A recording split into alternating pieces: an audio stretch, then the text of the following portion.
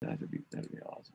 I will mute myself again to remove. Yeah, no worries. So Patrick, why don't you tell Stephanie? Well, just Stephanie, welcome. I think you came via Marivis, correct, Stephanie? That is correct.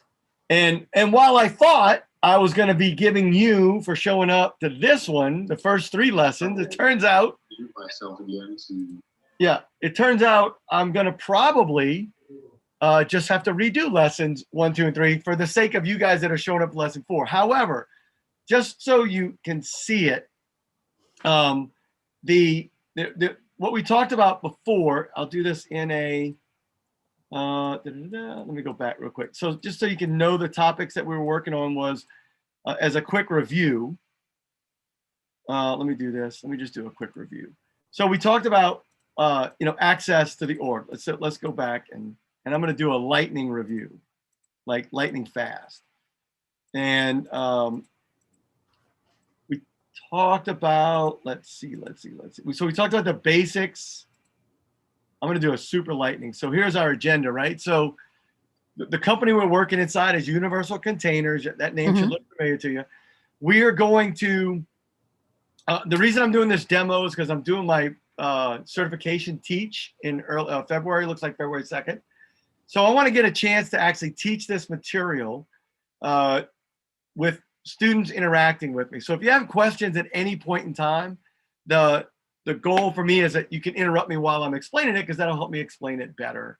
And then here's what I'm not going to do. I'm not going to give out the course materials. So while I am recording it for my own benefit, you'll be able to get your questions answered. And then I believe, I think one of the things I tasked Patrick to do is if there is a trailhead that relates pretty close to it, I'll use that as the resource guide, right? So that so the material won't match up exactly, but conceptually, what I'm trying to do is make sure that I communicate effectively the concepts that we're working on, and then so that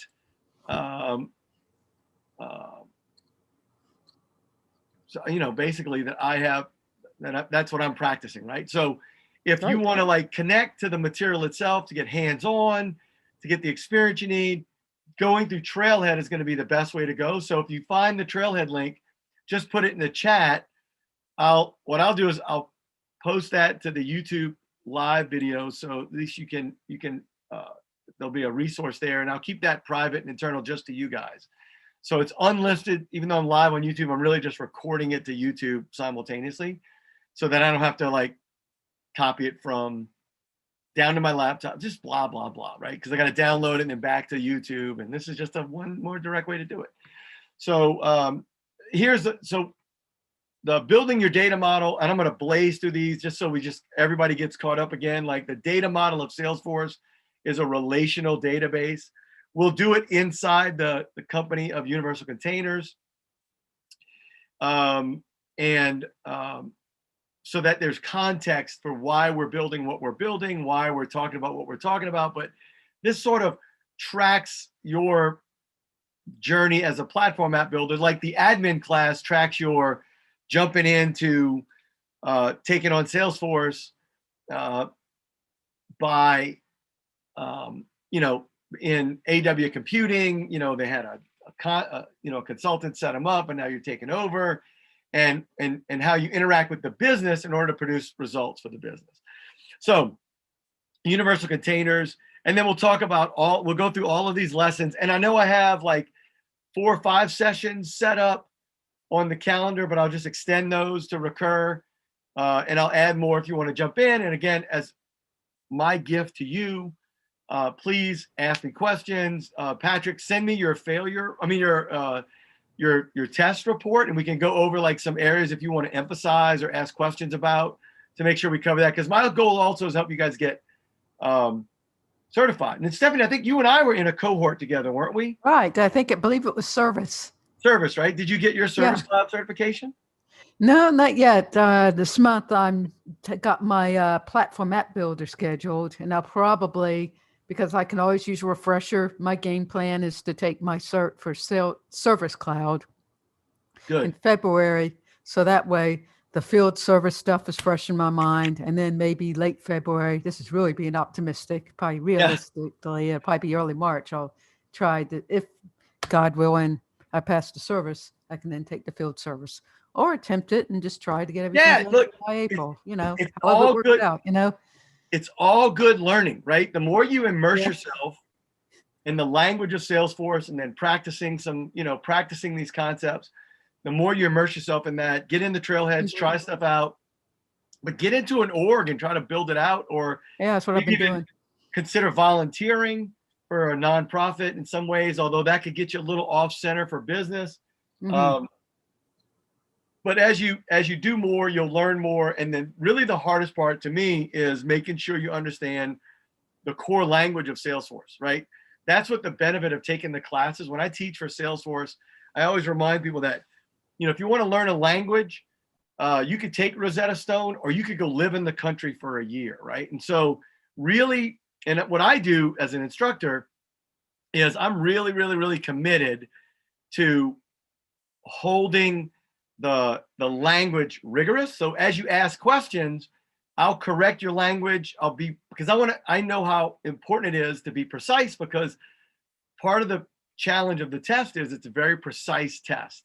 So that's the beauty of the test. It's very precise, and that's what makes it hard. Not to mention multiple choices, multiple answers. You only have to get one part of the answer wrong to get the whole answer counted against you. So I'm going to just do a quick blazing review, Patrick, for everybody that's here. So the basics are Salesforce is a CRM. It's cloud-based. It's and the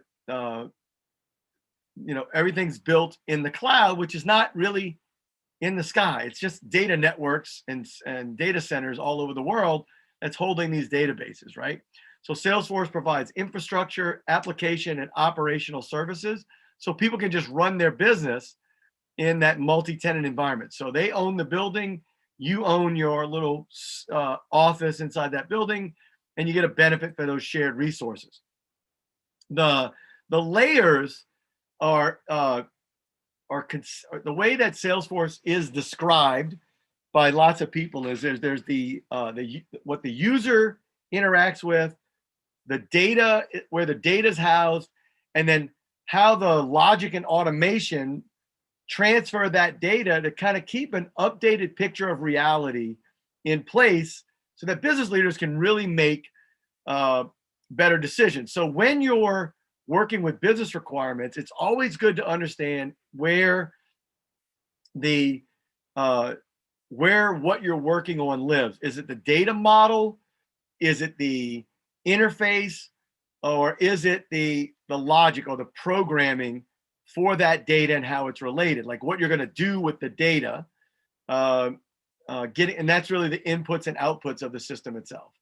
And I've got this green screen behind me that's ultimately too small for this particular camera, but I'm buying a new camera that can control the focus and then get this thing set up. And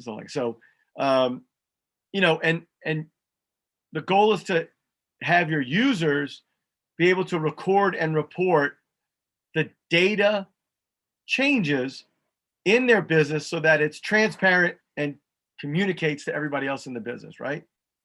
And of course, we talk about the two types of programmers that there are on the platform. There's declarative programmers and programmatic customizations. So when you think about where apps, tabs, page layouts, quick actions, buttons, validation rules, process workflows, objects, fields, and relationships, and how all those things are really easy to point and click develop. Other things like Visual Force components, Lightning components, Apex, APIs, all of that is the geekier tunnel. And this course covers what's on the left, not the right. And then so we want to learn how to get the most out of Salesforce through clicks, not code, because that's maintained by Salesforce, right? It's easy to maintain. It's easy to use. You reuse your skill sets when you understand how to do the declarative stuff.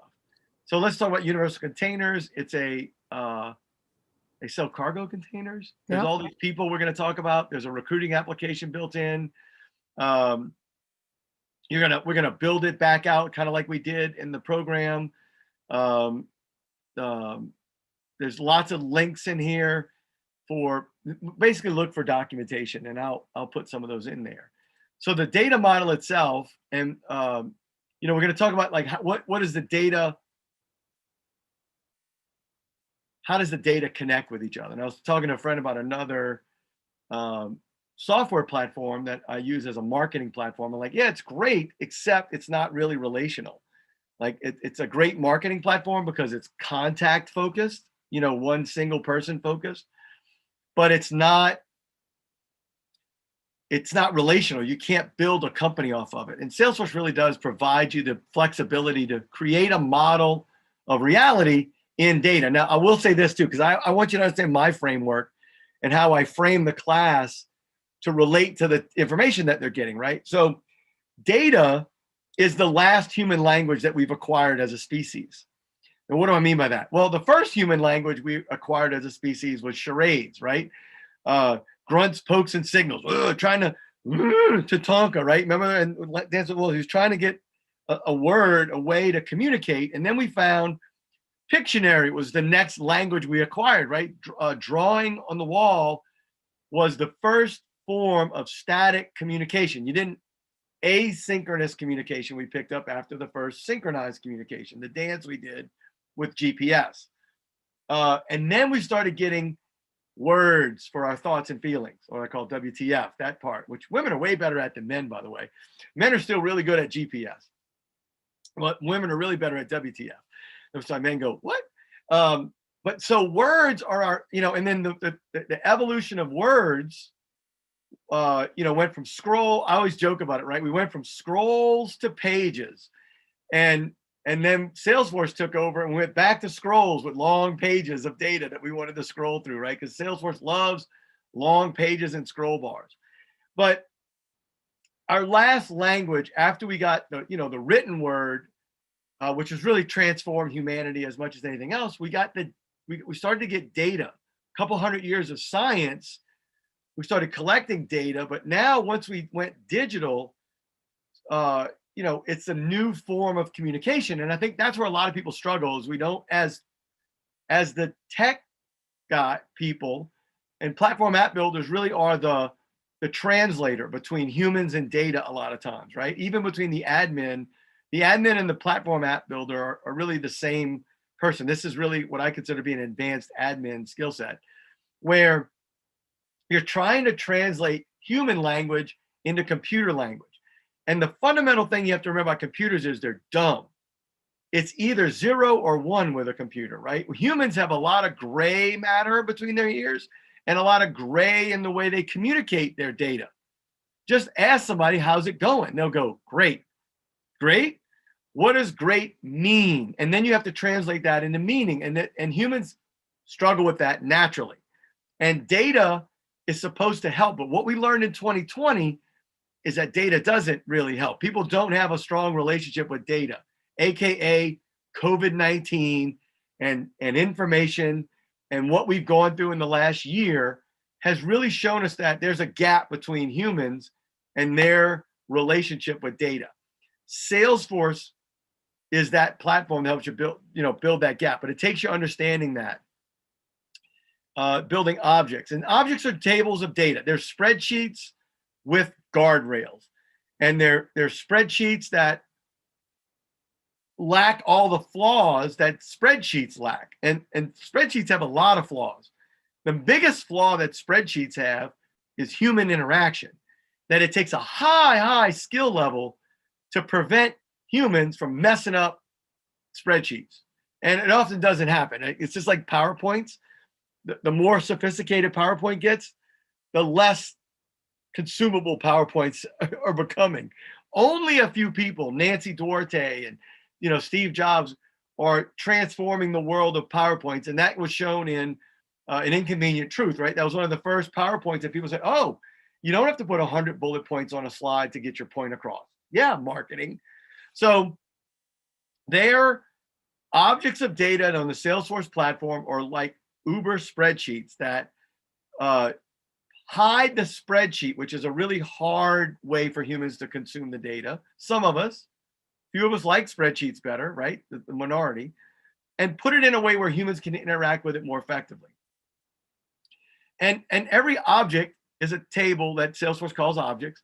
So it's like a spreadsheet in that there's columns, which are the fields, the records, which are the rows, and each individual cell is that data contained in the field for that record in that table of data. So that's the basics. And I'm covering that because A, it's good for the recording, it's good for you guys and whoever picks us up. Hopefully we're really recording. Just to be sure, let me just check a few things. And I'm going to check that over here on my YouTube for a second. Field for that record. All right, good. So I'm actually, if you look at my screen, here I am on YouTube, and you can see guys and whoever picks us up. Hopefully we're really, there it is. So the actual sound is coming through, the picture's coming through. We're actually making a recording, Patrick. So that was good news for me, right? So let's make sure that goes where it got to go. So, and in Salesforce, there's a core set of tables of data that is the standard objects, standard. And every time you hear standard and Salesforce together, I want you to think hardwired. I want you to think that I can't change it. This is the steel beams and of the structure that Salesforce provides.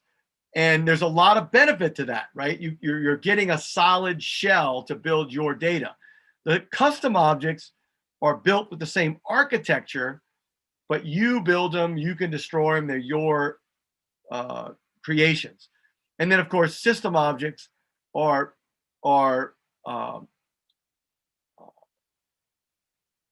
those other objects that I would say that they're the interconnectivity, I guess. I don't know what they're trying to say with that. But we'll just go with that, whatever that is, from there. So system objects are like shared objects, approval objects, probably activity objects, those kind of things, right? API. Let's see. There's some information there you can get to. So standard objects come out of the box. That we're familiar with them in that they're leads, campaigns, accounts, contacts, opportunities, cases, right? Those standard objects that you'll always see, you can't get rid of, and you should use and leverage as much as possible because they're standard. They come with all the bells and whistles that most people tend to use it for, so it's better for you and your company, right? Let me do a little description of these because I just think it's a good understanding of the model, because I want to explain a few things to you, anybody in sales operations, because there's a lot of, if you ask a company, tell me about a lead, they could be talking about one of three things in Salesforce: the lead record, a contact record, well, really an account record or an opportunity record, right? Because everybody has a different idea of what a lead is. So I'm going to give you the right definition of a lead. The right definition of a lead is it's a business card. You got a little bit of company information, you got a little bit of personal information, and you don't know if they want to do business with you or not at all. When you first get a blank business card, every business card has the same characteristics: a little bit of company, a little bit of personal, and no idea of whether they're a business that you want to do business with, right? That's how they all start. Now, where do you get business cards? You get them from network, you get them from people, and the result of getting it from a person might be a conversation that says, yeah, they want to buy your stuff, but they're still a lead. And the thing about data in Salesforce is that data should travel the same path, even if at different speeds. Data should travel the same. So when you, and the way I think about it is, think of like a phone call. So, and I come from the telephone business. If you know, most people think of the telephone like, oh, it's just sitting there until I dial the number and it rings and the other person answers the phone. The phone call is just sitting there until the other person answers. No.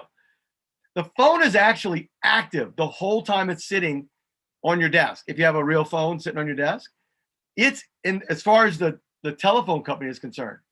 So from the telephone company, if you think about two cans, two strings, there's always a relationship between one end of the phone and the other end of the phone, right? And that's called the central office. Wherever that phone line terminates from your desk is the central of the hub. And there's the telephone companies constantly, this is when we had phones in our house, constantly monitoring that phone, and it's in a condition. That condition is on hook. So when you pick up the phone, you're actually sending a signal to the phone company, hey, I'm off hook, do something. And what does it do? It sends 70 volts of electricity in an alternating pattern that gives you what? Anybody know what that's called, what they give you? Back in the old days, when you pick up the handset, you heard a dial tone, right? And then it's telling you, hey, we're ready to hear where you want to send this call. And what do? Boop, boop, boop, boop, boop, boop, boop, boop, boop. You send tones, it interprets those tones, and it learns where to send that call. It then sends the phone on the other end, it checks to see what's the condition of that extension, right? So there's a relational, there's a lot that happens on a phone call. Just like, but it always follows a very specific process. And if the phone call breaks down between the time that I pick up the phone and the time that you answer, something happens along the way in that process. Does that make sense? So the same thing has to, the users don't think about data in the same way. You know, a salesperson says, I just got a new lead. They start spending the commission check based on what that person said. That's way too early in the process. That lead has to be entered into the system. It then has to have the next, you got to pick up the phone. What do? You call them to make a contact, you qualify them, and then you convert them into more robust records that you can now do business with. The full record of an account, which is the company's information, the full details of the contact, which is the person, the details of the opportunity, which is the conversation you're having to get to that sale, which is a singular sales conversation, all of which is guided and directed by the company's ability to communicate out to the open market, to leads, to contacts, and other people in different ways and different times. Does that make sense? So each object of data should be treated differently, interacted differently, and related to differently from the person to the database, because you actually do different stuff with them. So leads are like business cards. They're there to be qualified and converted. That's the process of that. When you convert it to an account, which is the company information. And what kinds of companies are out there in the world? There's companies you're trying to do business with, companies you're already doing business with, companies you're used to do business with, companies that are trying to do business with the companies you're trying to do business with, companies you do business with to help the companies you do business with, companies you do business with to help you try to find companies to do business, right? Vendors, competitors, partners, consultants, prospects, customers, angry customers, happy customers, right? There's all different kinds of colors of companies, and it depends on who's looking at that company in which context for which reason, for their job and all that, right? So it changes from that company out. This is ABC company, but ABC company is a competitor to some, a customer of others, and a sales, and they're trying to sell what they sell out to their companies, right?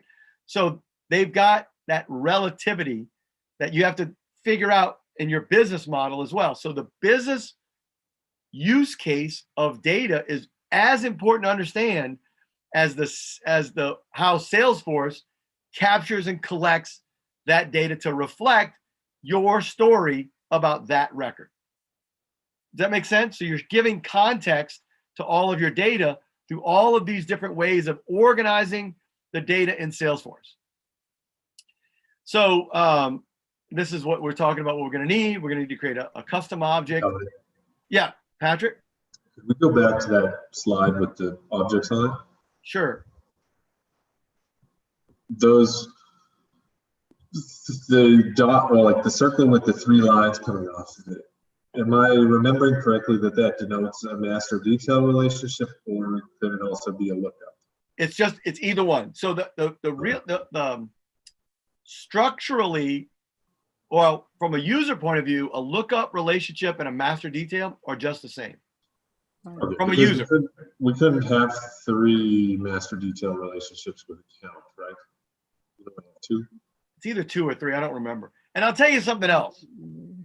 I think the most you can have is 2. But here's why I don't remember stuff like that. But you need to, because it's on the test, right? Right. Why I don't remember stuff like that is Salesforce changes 3 times a year. And it has since, it used to change 4. Now it's 3. One day they'll change just twice a year, hopefully. Yeah. I mean, do we need that much improvement? I mean, come on, seriously. Like, they're just really making changes that don't affect the majority of customers. They affect the leading edge of adopters of customers, which is, that's my little, I'm getting off the cat. So the difference between a lookup relationship and a master detail relationship is there are extra reasons for having a master detail relationship. It makes the child required. And when you delete the parent, you also delete the children because it's a required relationship. Other than that, lookups are like, they're just there to reference. I think one way to look at lookup is reference, and master detail is required, is the way I kind of look at it. This child is required to have this parent. So without the parent, you can't have the child, right?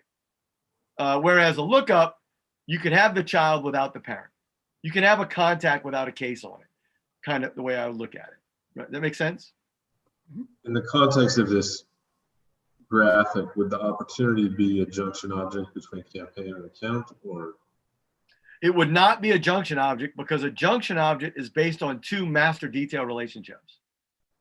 And you can have an opportunity without a campaign influence, but you can't have an opportunity without an account. Okay, so in this graphic, those lines are not.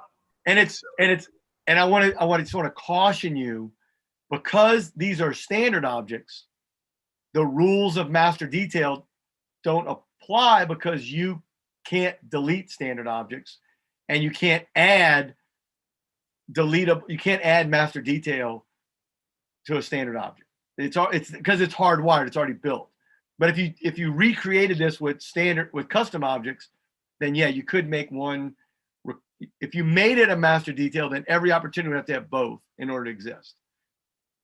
And in our custom object, we're going to build a job application. We call this one job application.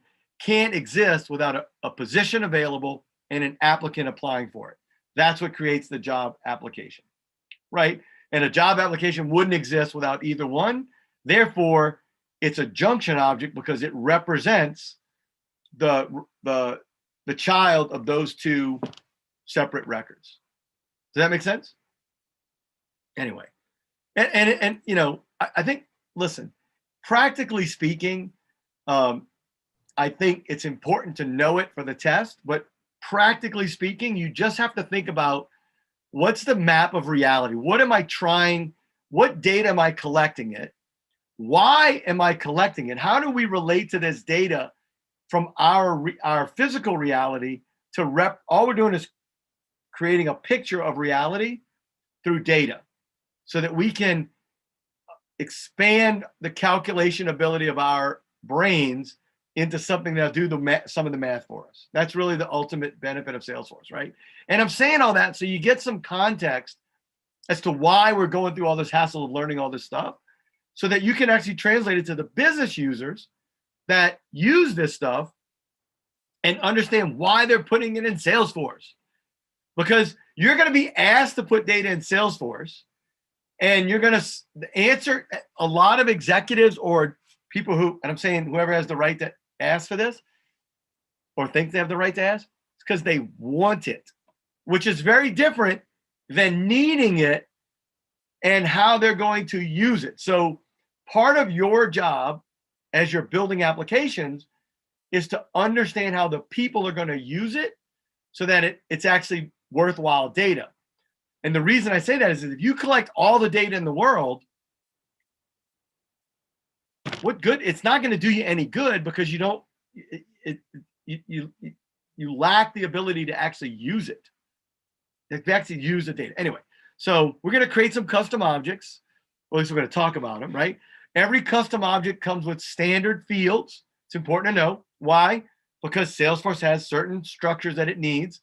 Those are things like who created it, when did they create it, who last modified it, when did they last modify it, who owns the record, and what's the name of that record. That's the basic minimum fields. Oh, and what's the ID of that record? So every record is unique. So you can render it on a unique page in the world and do whatever the world would do with a unique page in that regard. And so every record has a Salesforce ID. And that's great because now you're being computer specific. You can link one record to another and there's no ambiguity. Humans love ambiguity. They don't like to admit that, right? But just listen to how much they bitch about data in Salesforce. Where you get Salesforce IDs is in the URL or from a report or from an export. Standard fields. Whenever you come across a standard field, whether it's in a standard object or a custom object, there's very little that you can change about those. But that's what we're talking about there. You could sometimes change the label of a standard field. So you like, for example, the account object holds accounts. Well, we mean companies. Salesforce always meant an account is a company, right? They should have said company way back when. But why did they? Because they did. It was 1998, and that's what they did. They weren't thinking about all of the financial accounts that all of their future financial institution customers would now struggle with. What do they call accounts? Checking account, savings account, insurance account, blah, blah, blah, blah, blah, blah, blah, right? So, language changed things. So you could change the label, but on a standard object, as the tech guy at the controller level, the logic level, you have to remember that that standard object, the computer name is always going to stay the same. Somebody put a chat or something in there? Oh, I'm not checking the chat. Oh, Patrick put in that. Thank you, chat. Patrick, the man. I'm going to hide my little meeting controls. Anyway, so there's the owner field, the created modified fields. You can go create a custom object to practice that. We're not going to get into it. Creating custom fields. So remember, the label is what's displayed to users. The name is what the computer uses to determine which specific record field that you're using, so that the computer knows what to do. Because remember, computers are dumb. They only do exactly what you tell them. And if you don't tell them exactly, they won't work. They crash. They stop. They go, oh. But you know what's really great about computers is at their core, they are just like human beings. And I'm saying this as a marketer.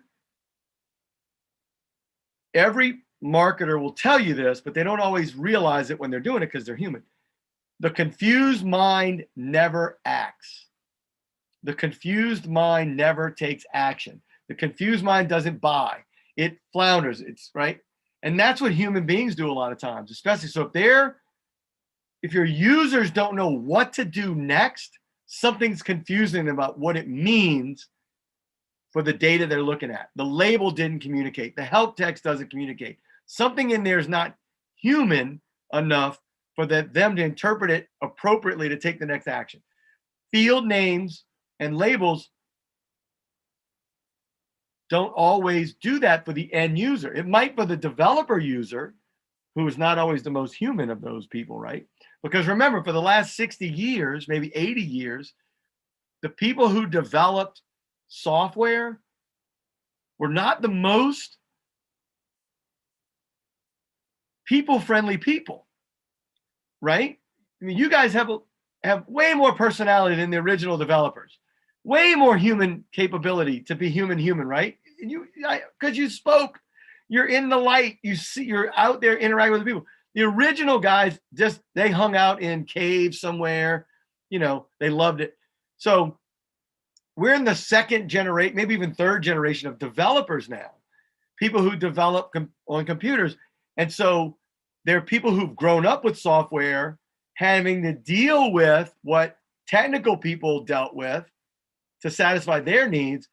Now they're coming from a human user point of view, now becoming technical, which is what Salesforce is evolving to provide as a platform app developer.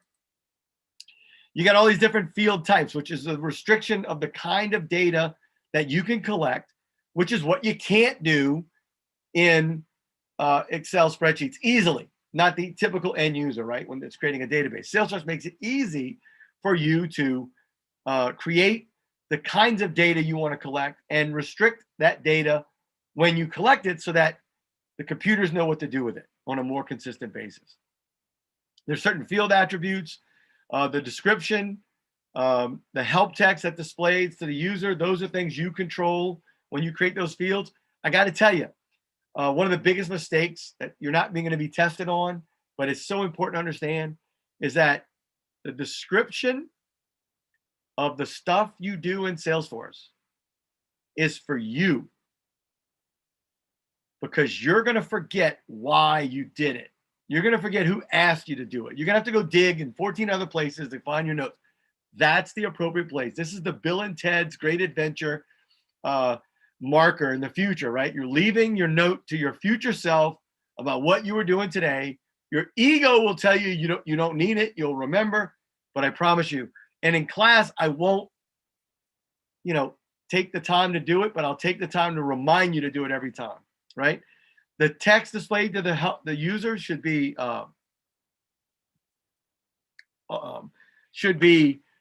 humanized. And I'll tell you the worst thing I saw ever on a deployment was the developer had the field name, the description, and the help text. He just copied and pasted every time. And so every field that the user had no help, and I had no information to give the user when I was developing training. So that was a big flaw, and it destroys the trust of the user. Think about Microsoft and what they've done to themselves. I've never gotten help from a Microsoft help document, ever. It's just not helpful, right? They don't, and it's hard. Salesforce is better, but it's still a little hard, right? Because you don't know the context of why you're saying to do this or that. You're just saying do this or do that. That's why I hate when I'm on the community and I see answers and people actually post the help documents. I'm like, yeah, okay, but you didn't give them some ideas of where they could be using those, like how to decide, not just that you have 3 decisions to make.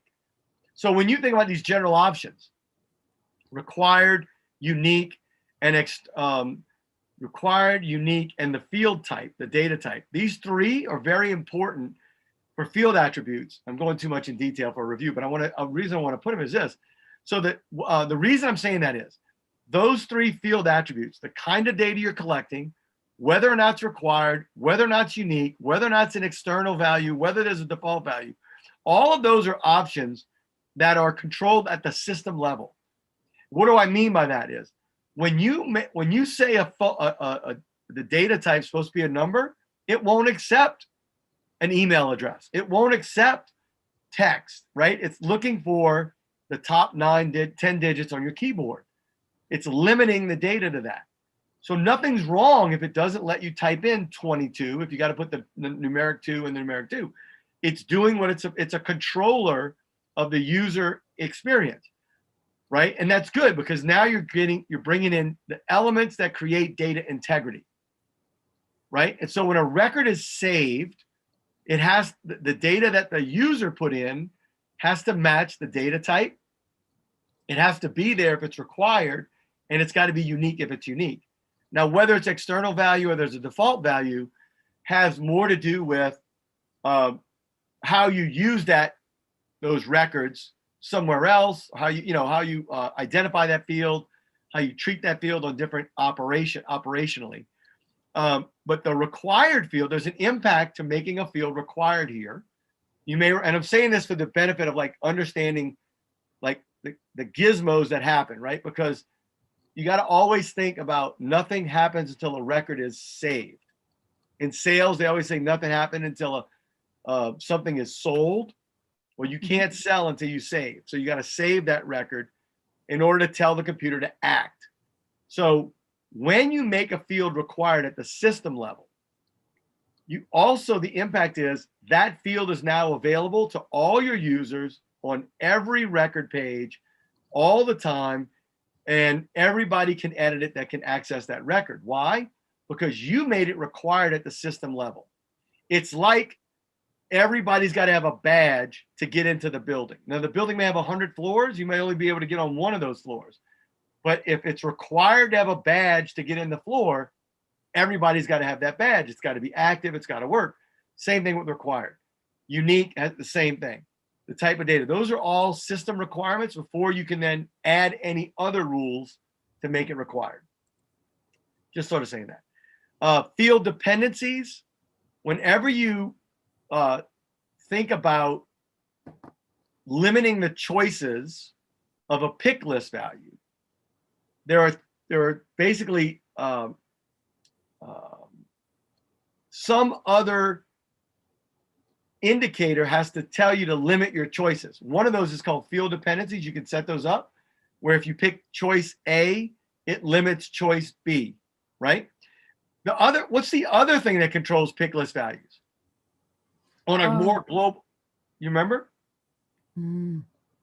Record type. You're saying on a big, broad scale, if you choose this type of account, then you only pick from this bulk of pick list values for all your different, you can control that, right? So there's a couple of things that control, again, to make it easier for the user to interact with the database. Anyway, we'll talk, so field dependencies. Global pick lists are when you reuse values in more than one field in an object so that you can use the same values over and over and over again globally in your organization, so that if you change one, it changes them all, makes your life easier. The relationship between objects is that lookup field or that master detail field, right? And it can be, in some cases, it can look to another record, or it can even look to itself. And you see all that you can see it play out in your org in the schema builder, which is a graphical representation of all your tables of data and how they're connected. And you can even add fields and change things there. But it shows you the relationship, and it goes from the 3 to the 1. If I'm creating a job application, then I want to see which position is it for. I got to look up to my list of positions. Now, lookup fields, lookup values are like a pick list, except it's on a dynamic table of data. A pick list values are static. You put them in, you manage that list manually, whereas your normal course of data, creating and editing data, you can go to an object and create that field. So you create data consistency. You also create that relationship. You can relate an object to more than one object, and for more than one reason, you can call it more than one thing. That's, like in this one, we're saying, okay, I've got this position that I'm hiring for. Right? Who's the hiring manager? Who's the owner of this record itself? Like, who's managing this position? Like, who's in HR? All those could look up to your users, because those are your internal resources. If it's external resources, then you just look up to a different table of data. So the types of relationship fields would be master detail and lookup, which is the most common. A hierarchy is for the user object. So if you want to create a hierarchy, it really works for the account object too. Or a self relationship, where you're looking up, like, one account reports to another. An example I use all the time is Home Depot. Home Depot stores are called Home Depot. Home Depot regional offices are called Home Depot. And Home Depot's home office is called Home Depot. How do you know which one is the one you're supposed to be working with? Well, you got to use the data to tell you that, and you can kind of paint that picture of which stores report to this regional office, which regional office reports to this district office, which district reports to this, whatever country office, blah, blah, blah, up to the headquarters. So there's an explanation of what things are and how they work. So there can be a one-to-many relationship between objects, and that's where you got this regional store has many children that look up to just that one. That's a one-to-many relationship. If that's the other one I think we're coming up with. Yeah, we're going to talk about these. So there's that creates a one-to-many relationship. Like a parent can have many children, but a child can only have one mom and one dad. We'll call it one parent. The master detail is inherited. Access to the detail record comes from your ability to access the master record. You can't think about going into somebody. You can't go visit somebody's child without their parents' permission, right? That'd be, first of all, creepy for a lot of you. But it's saying the parents' permission is always required. To have the child, you must have the parent. If you delete the parent, you delete the child. And you kind of make these are a couple of good decisions. You can add a lookup filter or choose whether or not the detail record be reparented. The lookup relationship have an independent sharing, which means they're separate. You're looking at which Home Depot did you go to this week. You can just look up and go to that one. When next week on a record, you might look up to a different Home Depot. You're just recording whatever relationship. They have different levels of access for each one. It's just creating a relationship. Does that make sense? So it's optional or required, but a master detail is always required. And I'll leave this up for a second. If you're watching the video, you can just pause it to look at it. These are some of the details you might want to like snapshot and remember, so that they're going to test you on some of this stuff, because here's the idea behind all the tests are you do this stuff every day, so you should know it as well as we do, and you should be reading the screen and looking at and knowing all the parameters, because you make all these choices based on the parameters. It's not how humans actually work, but it's how you can create a test. And it's a great way to create a test. And Patrick will tell you it's because it's hard. So anyway, so those are the exercises. Now lookup filters. Lookup filters are like dependencies on pick list values, where you're saying, hey, when you're coming from this record and you're looking to another whole object of data, only pick from these records on that object. That'll be your most right choices, as opposed to picking anything, which could be completely wrong. So it limits the choice. These are what I call the guardrails of selection. So you're helping your users choose the right record to associate on that lookup, giving them a righter set of choices than the exact choice. It's up to the human to pick the right one. And that's one of the benefits of humans, is that because we can deal with a lot of ambiguity and a lot of variables, then a lot of times we can evaluate which record is the one, because which student that was in class today. Well, here's all my list of registered students. The computer may not know which one to pick, because I'm looking at Patrick and Stephanie. I can pick Patrick and Stephanie. That's information I picked up in the outside world. Now, obviously, when I get a connection between your Apple Watch and your Zoom account and your logins and all that automagic crap, yeah, maybe we could run that path electronically. But right now, that path has got to be run through the eyes, ears, and fingers of the users. So we want to limit their choices to the most right choices, so that our data reflects what was closer to reality and what we needed. And then, of course, there's the self relationship, which is you're looking up to the same object to pick one of those choices for whatever it is. Like you're looking up, you're setting up a new salesperson, and there's a manager that they have in the company. You have to pick from another user record which manager is the right one, who are they reporting to? Well, you don't want to create a manager object. You lose all the user object features, right? You're recreating the wheel. So you just reference the same set of objects that represent your logged in users, however they log in to your org. Is that useful, by the way? Okay. And then the hierarchy relationship, that special type of lookup.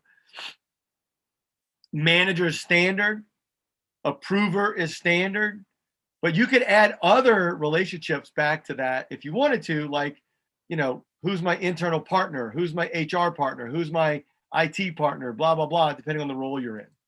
Oh, you guys hid your camera, you gotta leave me. And of course, we talked about junction objects, where both one position can be posted to many job posting boards, and one job posting site can host many positions, but that posting is the function is a custom object with two master detail relationships. So all the records in that object require both of these parents. It might be the stable family home. All right. So then external objects, they map data to some other table outside of Salesforce's office building. It's a next door neighbor, right? Like stealing your neighbor's cable. Hey, that information is coming in from someone else's account. And Salesforce Connect unlocks legacy data. It uses whatever that OData protocol is, point and click, no code. Basically, it connects it as a separate object to use it just like it would to bring in that data. So that's good, because I forgot about Salesforce Connect. I'm trying to actually connect an external data object, and I forgot. Why? Because I don't do that stuff every time. It's borderline crazy technical. So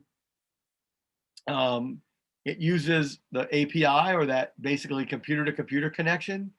So you can access data in real time. Data is always fresh, but you don't have to use your data storage in Salesforce. You can just reference it outside. Let's see. Yeah, some of the stuff I just don't know that for external data sources, but that's good to know. If you get good at that, either one of you help me, because I want to try it. All right. Might be an external. We'll see. I just don't know the settings. So you can connect a indirect relationship. So the metadata is stored in Salesforce, but the data itself is stored outside of Salesforce. And you can create a relationship between standard and custom and external objects. And Salesforce itself controls the input and output of that data. And then, of course, the schema builder is that graphical tool that lets you look at your data to see what's just a lookup relationship, what's a master detail relationship, and how you work on it. Now, profiles, anybody questions on that? You guys good? I'm not going to go through this for sake of time, because we're doing a review, technically. So access to objects comes through, first and foremost, the license gives you the organizational access to those standard or those standard objects Salesforce provides. The profiles adds the layer, like a filter on your licenses to say, of that set of objects, what does this group of users with this profile get to access? And then you could create permission sets that you can assign to individual users that need to override what the group they're in needs. And then, of course, you can control by field what different groups of users can access. And again, that's all permission. So profiles, every user must have a license, a profile, and a role in the organization. And the license gives them access to the org and the objects. The profile specifies which objects and which organizational permissions that they can have access to. And then the role gives them, inside of that set of permissions, gives them the ability to access records they don't own, so that they can act as an owner of the people below them in the role hierarchy. So they use their position in the organization to access added records other than what they own. Does that make sense? So there are, yeah. So profile is a set of permissions that define what users can see and what they can do in the application or the objects, and then the system itself. Can they create reports? Can they edit reports? It also defines their access to the org and the objects based on, the fields they can access, the times and locations they can access from, and their standard their object access. Can they create, read, edit, delete records of a particular object? It also assigns them the ways they look at that data, the page layouts, the record types, tabs, and applications. It controls all of that, but it's all permission. P is for permissions. You cannot, most of the settings on a standard profile cannot be changed. So you use them as a template. Some standard profiles can be used. I typically only use the system administrator one. And there's a new one, minimum access Salesforce. I think it's just a much better template. And you can create custom profiles and delete them as well, or change them. And each profile is associated with that set of features and permissions that they can access. So whether they're a full-on Salesforce user, just a Service Console user, just a Chatter user, it's basically the license. Think of it like the license to enter the office park. And then you decide which buildings and floors and offices that they can go into from there and what they can do in those things. So again, it controls the apps, tabs, and permissions, what they can see, when they can log in, from where they can log in. It limits their permissions from all times, all places to specific times and places. It's not a restriction. And you also can control system permissions and application permissions. And that's a long, long list of permissions. And I don't remember them because I can read. And I just go and I can interpret what someone's asking me to do and see where I can find it. There's a couple of big time permissions that you want to be aware of, like view all data, modify all data. Those are God permissions. Whether they can change the application in the setup menu, customize application is a big one. That's more like you're giving them the power to control the app for others. If it's API only user, basically they're saying, hey, we know you're not really having a user log in, it's a computer. So we're giving you this user record to assign and control records to, or features, activities to, but it's not a real user. They can't log in with that. So we're going to let the computers talk to each other, and they can have their little parties together. And then for integrations, that permission that a password never expires. If you buy a tool like WalkMe or MuleSoft or something like that, then the computer that you're connecting those two systems together, and you want to make sure that when you set it up, you don't have to manage that as a user, because it could be unmanageable. It could be, there's no way. It's really makes it much harder to manage changes. People change, but computers typically don't, right? Quick question, Dominic. Yeah. With the API only user, how does that interact with, say, the data loader? So data loader is, although it's an API based tool, can you hear me? Are you talking on the phone? Yes. Although it's an API based tool, a user has to initiate that login. Hey Patrick, I'm going to mute you real quick. The user has to initiate the login. So while it's an API tool, the user does it. But if even dataloader.io, you have to use your user credentials to connect those two tools together. An API only user is I'm gonna just let's just say what's a tool? I don't know. MuleSoft might be one that uses the API to connect. Are you off the phone? Can you hear me? The answer? Are you getting the answer? So I unmuted you just to check to see so when you're setting up that external database and it needs the API to log in to that other database so you can pull in that information, then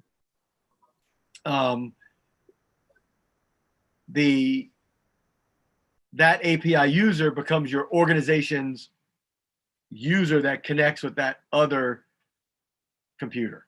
So it's a computer to computer connection. I hope that answers your question, but I know you had to take a call, so I'll let you come back to it.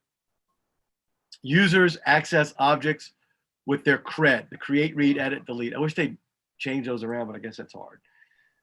Overriding that object permission or record sharing limitations would be to view all or modify all permissions, so be careful of that.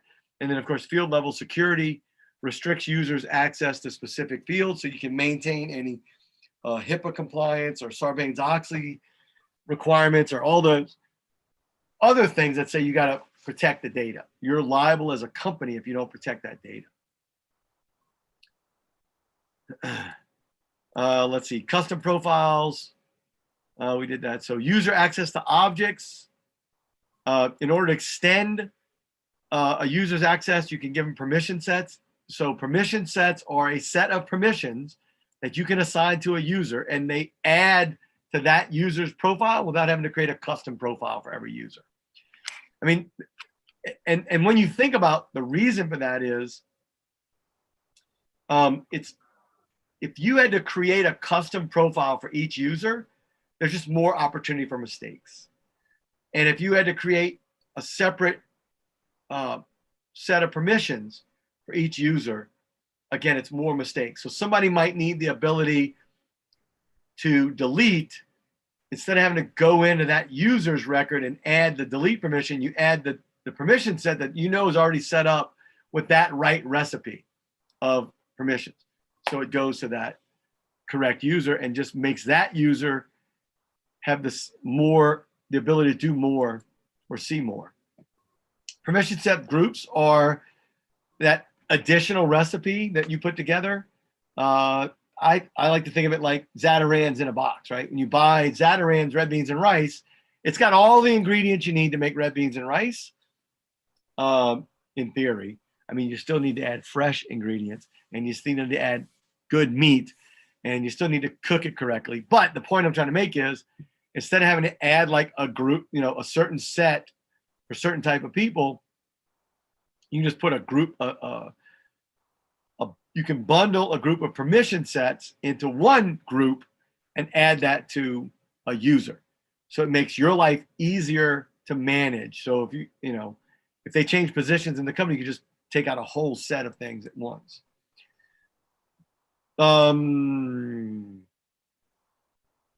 These are best practices, and the reason I would use this one would be like, okay, let's say you have 500 salespeople in your organization, and that's broken out into 20 different sales offices. And in each office, you've got a super user, and you want to give the super user all the same permissions, but you don't need to create a separate profile for them. You can just create a permission set group for all your super users and assign it to those 20 people, the one in each office that would work for that, right? So that makes your life easier. Hey, we got somebody else coming in. Hey, Gregory, welcome. And so we're just picking up where we left. We're just kind of grabbing it in. Gregory, if you have any questions, make sure you just ask. I'm doing a really quick blazing review right now because my recording from last time failed. It failed miserably. So I'm going at lightning speed. But welcome to the call. I'm also publishing this live to YouTube right now, only because I got to load it to YouTube anyway. It's unpublished, so it's available for you guys. I'll let you review the recording because this is Salesforce's I call it their $5,000 material. I'm not going to provide you guys with the material, but this is your chance to interact with me in how I'm explaining the material, so that I get my demo and I I can pass my certification teach, and then you guys to review the material. I'm going to give you access to those YouTube videos for participating with me. Does that make sense? So while I won't have the documents that I can give you, I can give you these private. They're sort of private recordings, and then until I can load them in a very, very private place. I just spilled my little bit of water I had left on my desk, which is very exciting. Anyway, does that make sense, Gregory? So that way you'll have access to it, and that's what I can give you legitimately without violating any trust that I have with Salesforce itself. Sure. But it also give you the value of seeing the material, asking about it, asking your questions is good. Get clarity. We just basically covered. Are you an admin, by the way, Gregory? Yes, I'm an admin. I was also in your marketing class email. That's what I thought. I thought you looked familiar. Yeah. So we just covered the basics about objects and all those things. And now we're going to talk about access to records, which is another quick review, because once you've got your users and your data set up so that people have access to the right types of records, now you have to decide your record sharing model, right? Who gets access at what level and why? Would they see a record they don't OWN? And I'm gonna mute you again, Patrick. So I think you self-muted Gregory. Okay, great. And you like Gregory or Greg? Does it matter? Just let me know. Gregory? Greg's fine. Okay, I like to call people the way they want to be called, you know? You didn't get to choose your name. You at least get to choose how people pronounce it. And I say that because I've lived in Atlanta for 27 years, and there's still people who call me Dominique, no matter how I spell it. They don't, anyway, so let's look at like what the levels of record. And I think with this, Patrick, this is still the review, but because we didn't have it, right? So someone can have no access to a record, even if they have access to, and when I talk about level of record access, we're really talking about records they don't own, OWN. That the profile gives you access to records in the object, but this, I want to be very clear that this is for records you don't own. So you either have no access to the record you don't own, read only, read write, or full access. Now, where do these come from? Well, I don't know why they start in this direction, but I'll start bottom up. To have full access of a record, you must own the record, right? You have to own the record in order to have full access to the record. Let me ask you guys something. I want to see something real quick. Does this do anything to your screen?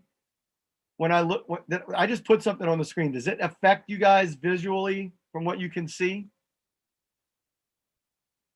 Doesn't look like it, but we'll see. Y'all can see okay? Everything's fine? Wait a minute. Looks great. Okay, because I want to look at your faces while I'm looking at the screen. And so I want to put you guys there because I like the facial reactions tells me a lot, and that's what gives me good feedback. So even Patrick, even your face, just so you know. All right. So full access is that access you get when you own the record. There's another way to get full access to a record, and that is if you're above somebody in the role hierarchy, that full access rolls up the chain. Here's the example I always give. Let's say, I'm not putting this on you, Gregory. Let's say you have a 16-year-old living in your house. And don't think not for long. And they buy a car. Now, in their mind, as a 16-year-old, they think they own that car. But in this country, the way this republic was formed and the way ownership and responsibility live, you as the parent actually own the car. It doesn't matter if they wrote the check. It doesn't matter if they pay the insurance. It doesn't matter at all. They cannot, by law, own that car because they are not a fully fledged citizen, human being yet. 18 years old is the age of majority, or the age of, well, not age of consent. That's a different thing in different states. But you become a fully fledged human being at 18 in this country. So it's the same way in Salesforce. You may own that account record, but your boss owns it, their boss owns it. Everybody up to the top level person in the role hierarchy owns that record in that line above you. So all the rights, privileges, and everything else only limited by the permissions they've been given in their profile limit what they can see and do to that record. But it's parental, it's hierarchical. Now, read-write privileges and read-only privileges could be controlled by the profile, but in this case, it's typically because the record was shared, either by a rule or it was shared by a team relationship, or it was shared manually one-on-one. Either way, you can share the ability to read and write. I use that car as an example. If I lend Patrick my car, he can drive. He might, right? If he has a license to drive, he can drive my car, right? I'm sharing my car with him. He can't go out and sell it. But Gregory, let's say you're my dad and I'm only 16.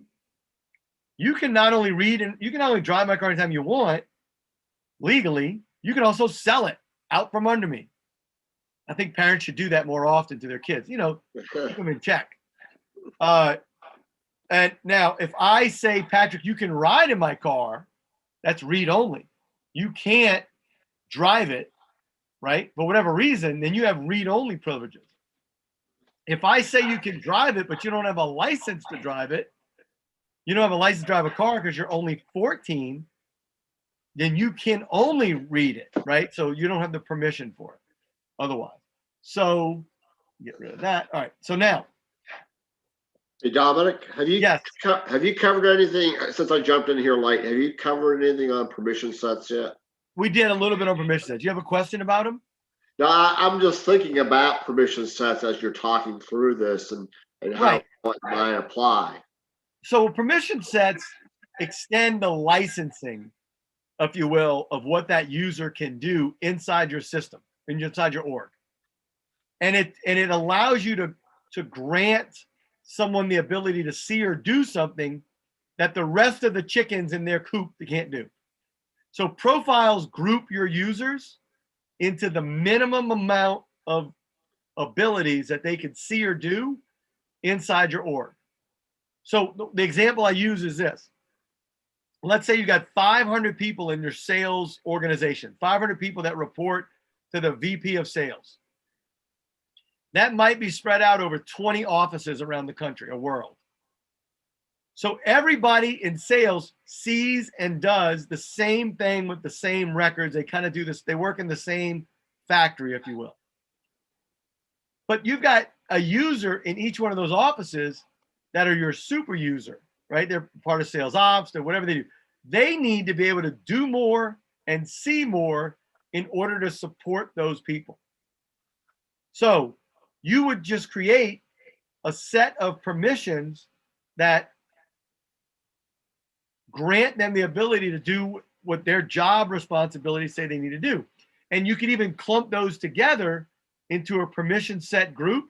So it's easier for you to manage the assignment of that permission as, Sally's secretary gets bumped up to super user.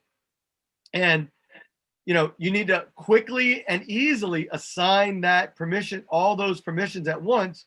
You could group them together in a group, assign it to Sally. She's good. If she gets promoted or takes a different job, then now you're going to assign all those to Steve's super user, it's quick and easy to just assign that group without having to recreate a profile and manage a whole other profile. Because managing multiple profiles is hard. One example that I use in class, I went to Vancouver to teach an admin class years ago, and that organization that they were working in had 750 users and nearly 250 profiles. I'm like, oy vey, somebody didn't understand the purpose of profiles. The purpose of profiles is to assign the fewest number of groups of users with the minimal amount of permissions to get their job done. It's a baseline of access to the system. Permission sets allow you to take different people in different positions in the company, but in that same group, and allow them to do more inside the system. Does that make sense? Yeah. Okay.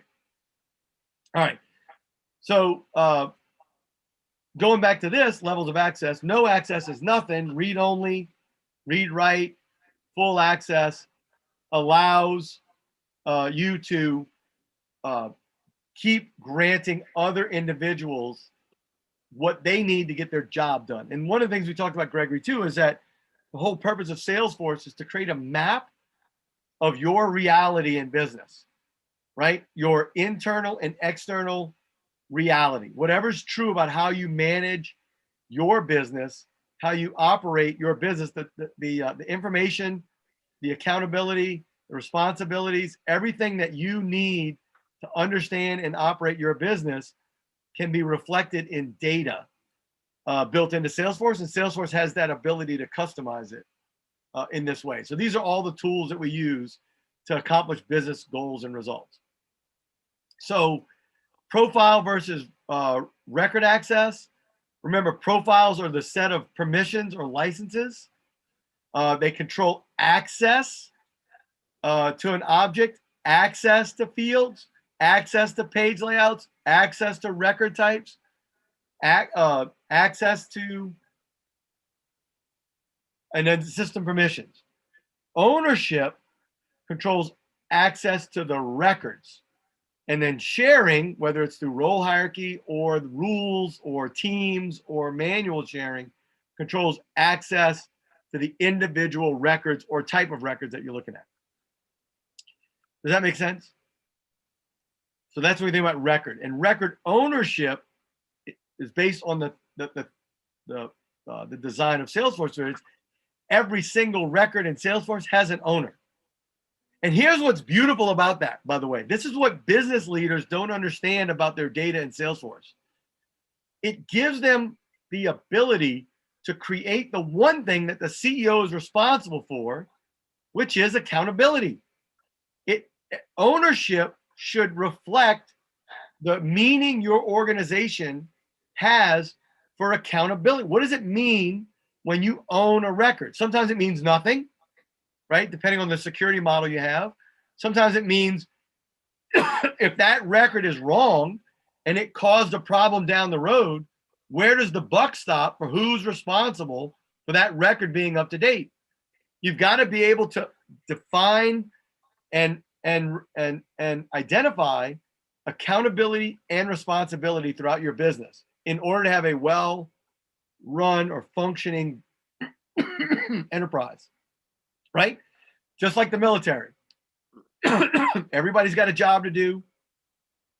And with that job, what does SFP stand for, Gregory? Salesforce Fellowship Program.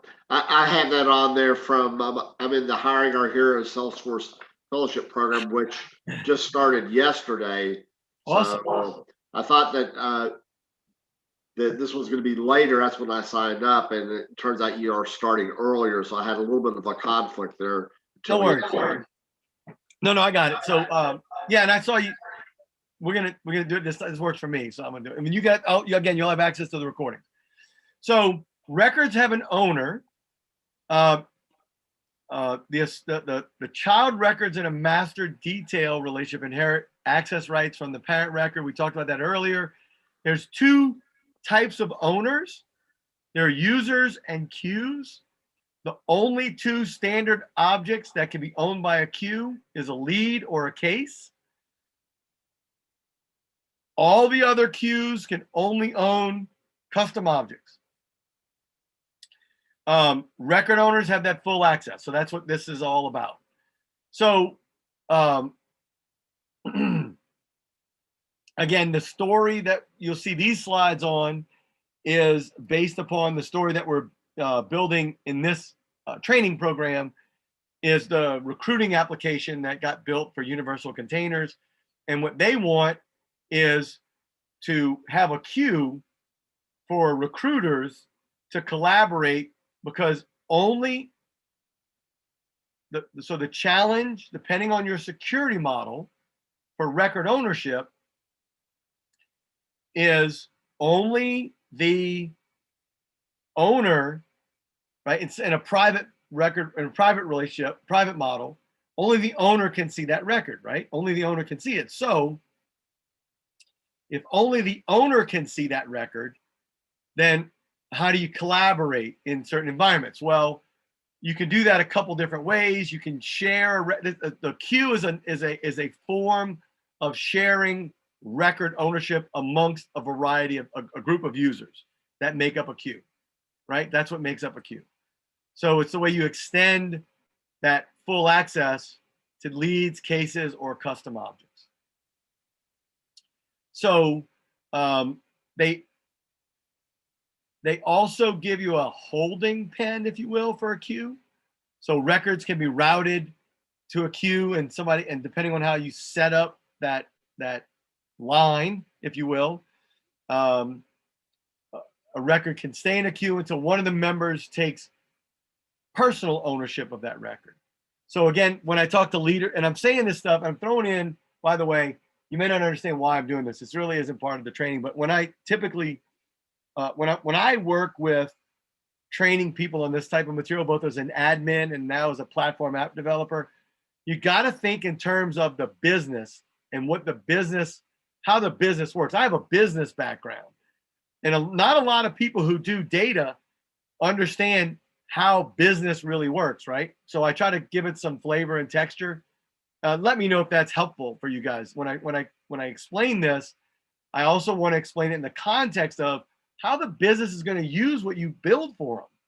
Because if you build it nice and techy and they don't understand how it applies to their business, it's not going to be used. And by the way, your services won't be that valuable because you're just doing what a lot of IT people do, building a bunch of cool data that you understand, but don't understand how it actually works. And you'll see that in automation and workflows and processes, that it's just horrible for the user experience because the person that built it didn't understand how the user was going to use it. And that's my pet peeve, is that developing for the user experience means the executives are going to get the ROI they bought Salesforce for, and you're going to create more value in your position for that company as their Salesforce admin, super user, operations person, whatever it is, right? All right, so queues allow a group of users to work inside of to share work more effectively. They're a holding pen, if you will, for records until they're processed by a queue member, and it remains in the queue until the member takes personal ownership of that record or the record's deleted. And developers can, like you, platform app developers, can specify which objects can have records in the queue and specify who the members of the queue are, right? So you can create some accountability and responsibility. And all members of a queue have full access to any record owned by the queue, so it can override a private security model. I mean, when I say private, is records are private to just the owner. So the scenario that we're built on, and I think we already did this, Pat, but I don't have it recorded. So the company wants to create a queue to manage the pool of recruiters working with open positions and candidates. So and again, for your purposes, Gregory, I'm repeating it again. Anybody that's popping into the recording, while I'm not, this demo is not designed to go into the exercises. I'm going to leave them up for you, like to take a snapshot of this, to actually do the exercises on your own. If you have any trouble doing any of the exercises, email me personally. We'll set up a Loom video or something where you can, I'll help you get through the exercise if you get stuck. And I think, Patrick, you found a demo org that has this data in it. And Yes, the first link that I posted it in the chat. If you go to that and sign up for the developing applications on force.com, you basically get a free 30-day trial. And the org that they set up for you, it's a dev org that includes the objects of what we're dealing here today. Right, in this exercise. So in theory, you could, in theory, you can follow, you can do the exercises to meet these scenarios for practice purposes, right? So, but if you run into any trouble between yous and me's, or anybody watching this YouTube video that gets a hold of it, just email me at support@salesandtechnology.com. I'll put that on the screen for a second if I can. Can I annotate? There it is. I'll put it here on the screen real quick.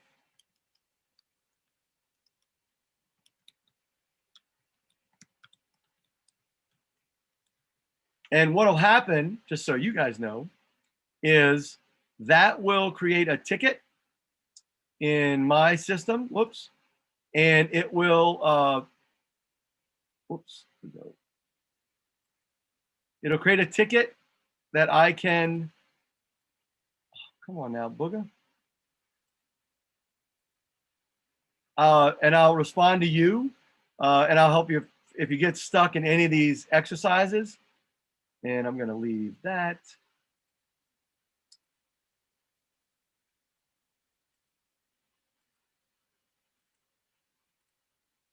Why are you doing that? Oh, sorry. This is Zoom. Zoom. Dadgummit.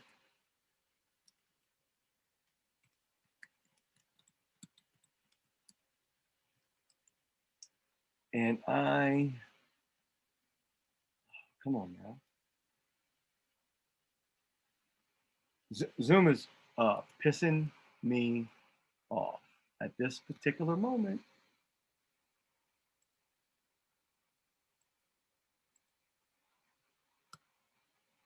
Come on, Zoom.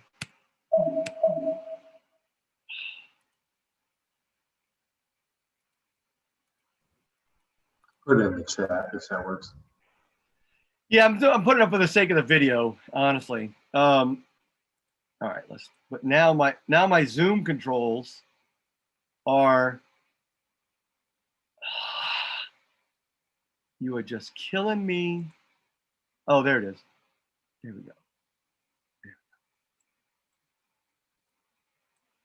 Oy vey. Okay, here we go. Now I get booger. Lay it down there. So if you need any help,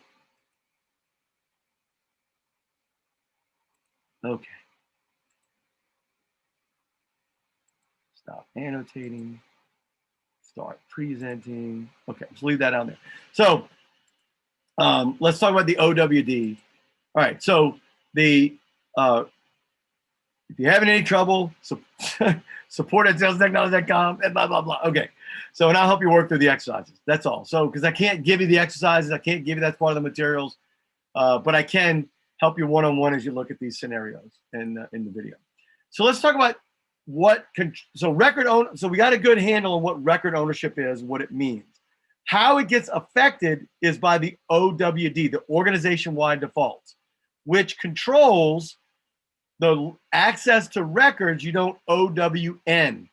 So if you don't own a record, right, it's different. So if you looked at those levels of access and you own a record, you can do everything. But if you don't own a record, whether or not you can see that record, edit that record, or change owner of that record has to do with the organization-wide defaults. Actually, yeah. So, and the organization-wide defaults is that baseline level of access for all records not owned by a user. And there's 3 levels: public read-write, public read-only, and private. So what happens is for each object, you set the level of access to those records. So it depends on what your company does with that information. How do you want to protect? I know some sales companies don't want people to see other salespeople's opportunities. They don't want to see other accounts that salespeople work for. They might not even want people to see other leads that salespeople are working with. And that's fine if that's part of your company design in your culture. Salesforce allows you to map that to the reality of your data. Now, with every setting comes with it an impact on your organization and how you're going to have to deal with that. So the ability to hide a record from somebody comes down to these questions. How you decide for each object. This is part of your business analyst, your consultative role with your internal and external users. When you decide how to set the default level of access in your organization, comes from asking the question, who is the most restricted user of accounts? Who is the most restricted user of leads? Who's the most restricted user of cases? In the entire organization, of all the people who are going to log into my database, who should not see a single record of an account? And if there's ever an answer of yes, is there any record that they should never see? Might only be one record out of all your records. The answer is you got to make that object private. You got to make that object private. Why? Because there's no other way to restrict the access from that one person without restricting it to everybody. Does that make sense? So it's all or nothing when it comes to a private restriction. Either everybody can't see it. If one person can't see it, then nobody can see it. And then you got to address how to get it back to the people who do need it, right? The rest of the organization. If the answer is no, then you ask the next question. Well, is there anybody that shouldn't be allowed to edit it? Well, yeah, everybody can see it, but really all of those people should not be able to edit it, right? So the answer is, okay, well, you can make it read only.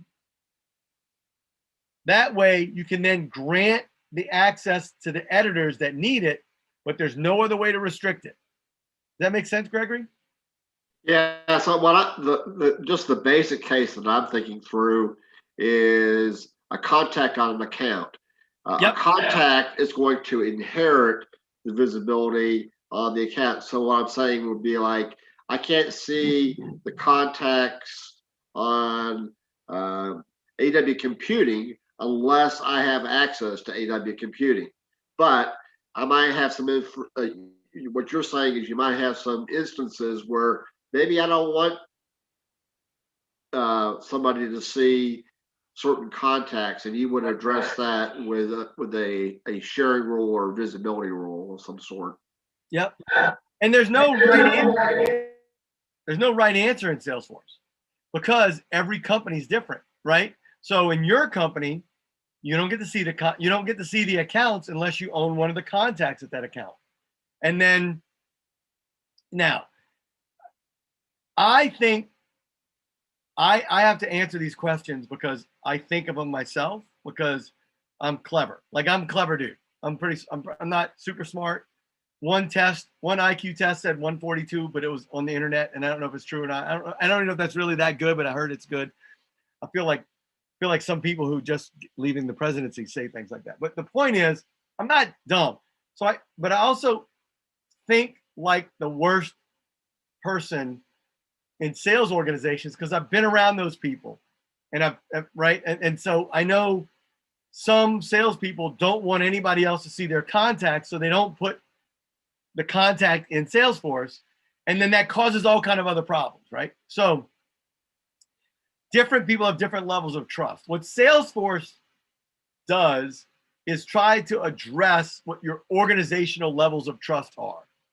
And you're right. So if you don't share contacts, then yeah, you can make contacts private. And then the the role hierarchy addresses that with accounts, contacts, opportunities, and cases. That's a special relationship from the owner of the account down to the contacts, and the owner of the contact up to the account. There's a special exceptions to all of this that we're going to talk about in a minute.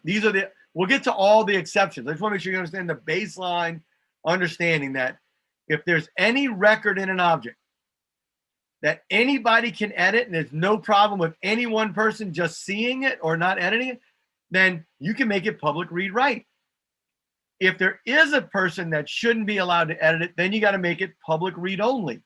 Even if you have an organization of 100,000 people and the receptionist is the only person that shouldn't be able to edit it, you have to make it public read only. And even if the other 99,999 should be able to edit it, just that one user shouldn't edit it, you got to make it more, you got to restrict it and then add it back to everybody else. Does that make sense? So it's the OWD is the only place you can restrict access to records you don't OWN.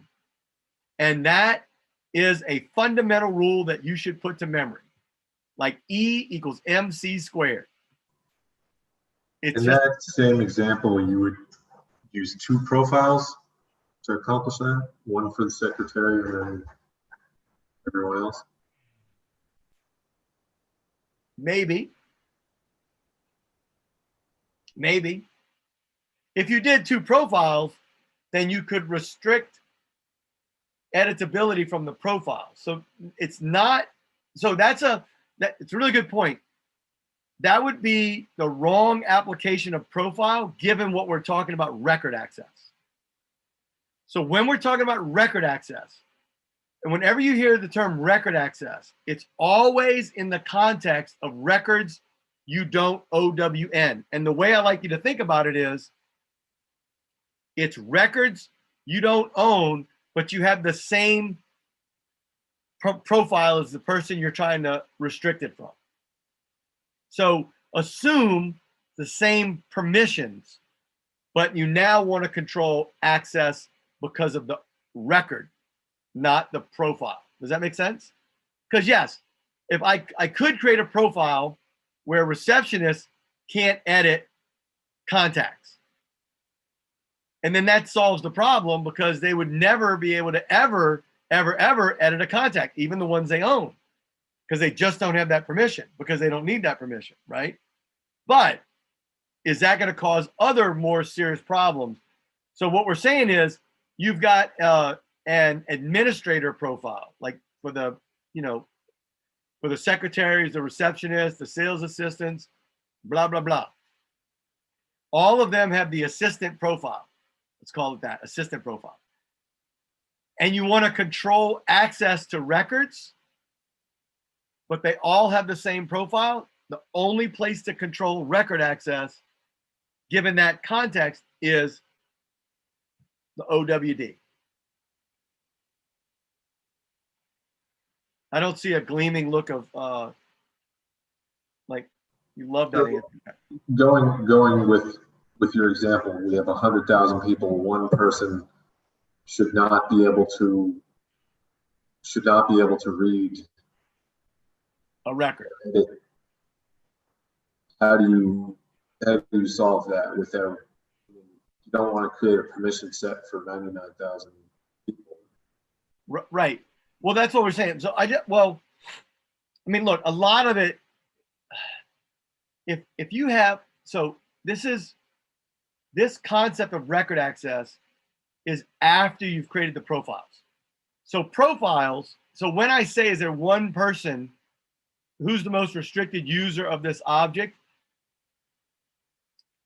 it's a reflection of your culture and the groups inside your culture that you've already created in terms of profiles. In some cases, the assumption is or when you're designing this, when you're asking this question, you're assuming they all have the same access to the record. I mean, they all have the same access to the object and the permissions on that object for the most part, right? So it's, but you have to think about it. I like to think about it as regardless of the profile, it's easier to think about it in terms of everybody having the same permission in one case. Does that make sense? So if you think about it that way, you'll understand the record access model, which works in conjunction with the profiles, but it could get really messy really fast when you start thinking about the OWD, roles, and profiles all at once. So when you're thinking about record access, think about records you don't own. What do I do with records I don't own? I can do all. So make the assumption that the record I don't own, I'm still within the same bounds of, like, all my same permissions apply, right? As the user that you're addressing, the profile's kind of irrelevant, kind of. It's not irrelevant in reality, but it is when you're thinking about how to set it up. Does that make sense? I think that I get this in practice, but when I'm faced with these questions on the exam, just the way they word it, and yeah, no, I get definitely one of my weaker spots, and but when it comes to actually implementing and doing it, I don't think I have a problem. But I would encourage you to think about asking this question from within the same profile, as an easier way to just so you're not adding any additional complexity to this concept. Just think about it. Okay, everybody's got the same profile. Now what? Right? So let's take that off the table, because that makes it a little easier to digest. It's still what is the solution? Is it sharing rules? Role hierarchy, Okay. sharing rules, teams, and manual sharing is the answer to these questions. Okay. But again, I'm going to say it again, because I'm a broken record. The only place you can restrict access to a record, again, assume coworker with the same profile and everything else, is with the OWD. That's the easy way to think about it, right? And so, because the profile, if you use the profile, you're going to run into a whole different set of problems, because you're now restricting that user even with the records they own. So you take that ownership, you want to just say, okay, take the profile out of it for a second. Given 2 users in the same, or 200,000 users with the same profile, how do I restrict access to records based on ownership? Each one owns a record. Is there a case where they shouldn't see it? Yeah, there's a case where Europe should not see US. Great, then you got to shut them all down and then build it back with other ways to build it back. Roles, rules, and sharing. Yeah, Gregory. Another thing just came to mind here. Let's say that I've got a case that I'm working on and I'm going on vacation, so I need to transfer that case to you. So whenever I transfer the case, do you inherit all of the visibility that I had, or let's say we have different profiles? No, you just change the rules on it. Oh, okay. Why would you give a case to somebody? That's like owning a taxi company and giving the taxi to a 12-year-old who doesn't have a license to drive. So you got to give it to the same user. Assume when you did that, because you're transferring responsibility to that other person, they should have all the same rights as you. Okay. So they automatically would inherit it then. Yeah, because you're making them the owner. Right. Now that's a solution, And that solution works at a particular scale. So the other thing you got to keep thinking about when we talk about granting more access to records, we're going to talk about the different scales. When you're taking the test, you also have to test your answers against scale. So the scale of doing it for one person versus doing it for 100,000 people. One record or 100,000 records. Always got to think both ends of the spectrum so that you can make sure that you're designing the most elegant solution to handle. My background when I was 21, I used to sell life insurance because I'm an idiot. And selling financial services to people twice my age, you can imagine I had to learn sales skills to get somebody 40 to buy from somebody 21 for their financial planning. But I ended up bringing an old guy with me. That was my super secret. But I did learn how to sell, but my secret was an old dude. Seriously, I just had a guy said, "Can you just be old and nod your head yes?" And he had a gray beard. It was awesome. And then I went, my sales doubled with an old dude. Now, but what I would tell people in financial planning, and this is the general rule of financial planning, if you're 40 years old and you have a family and you're doing your financial planning, then you need to plan on dying tomorrow. You need to have a plan for dying tomorrow, which is life insurance. And you need to have a plan for living another 100 years. That's investment. You need a plan for both. Something's probably going to happen in between. Either one of those situations, you'll be covered, right? If you plan on dying tomorrow and you have, $10 million of life insurance, because you know that's happening, you'll be fine. If you're planning on living for 100 years, then you need to have an investment strategy that's going to give you what you need in 100 years. So you're covering both ends of the stick. Same thing applies when you're applying a solution to Salesforce. Does this work at scale? Can I manage this solution with just one record or 1 million records a day? Right? That's like Marketing Cloud. Can you manage the way you're getting that data from you sending out 1 million emails a day to sending out 1 email a year? What solution works the best, or for something in between? So let me move on because we're going to start addressing the answers. I just want you to think the first thing you got to look at is in your OWD, you set the defaults for each and every object in your organization, right? And if you notice on this little side, there's a selection called, okay, for whatever these settings are, do you want to override the settings with the role hierarchy? And the answer is yes for all your standard objects, and you can't change it. But for every custom object, you can decide whether or not the role hierarchy is going to be the right solution. But every child can be controlled by the parent, or in some cases independently controlled. But every object, you set the default level of access for records that a user does not own in that object. That makes sense?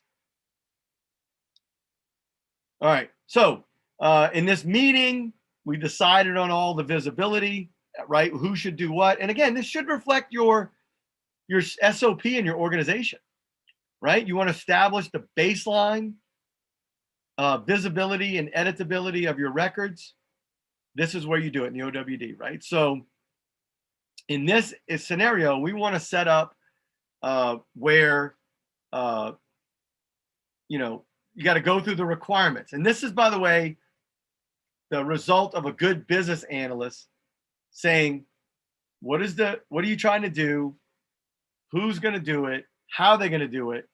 Who needs to see it? Who needs to do it? Who needs the, access to it? So all users are allowed to view all positions. That tells me public read only.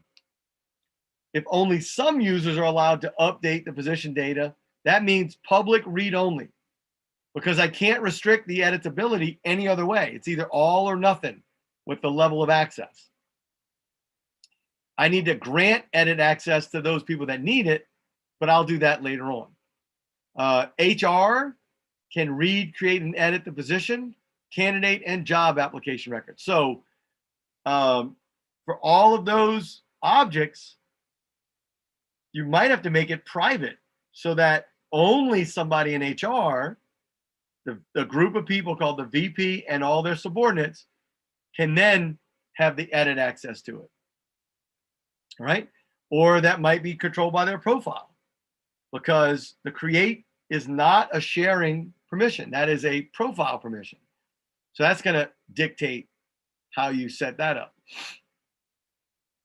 Interviewers, which are other users designed to interview the candidates, should only see those candidates and job application records that they'll be interviewing for. So there's going to be some condition on that application that says you're an interviewer, so you get access to the other records.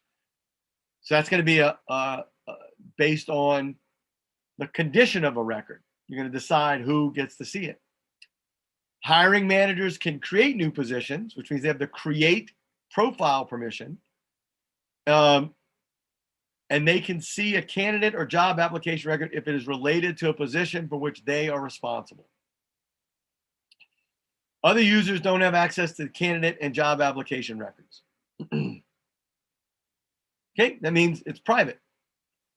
So you need to set the OWD and establish the right permissions for all of those other objects for all of those different types of users, and then test it. All right, so let's talk about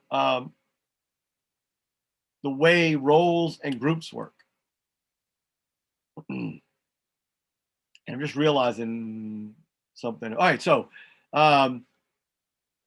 we have a new role called product manager, and we got to add that to the role hierarchy. So what is the role hierarchy? Well, it's sort of, not completely,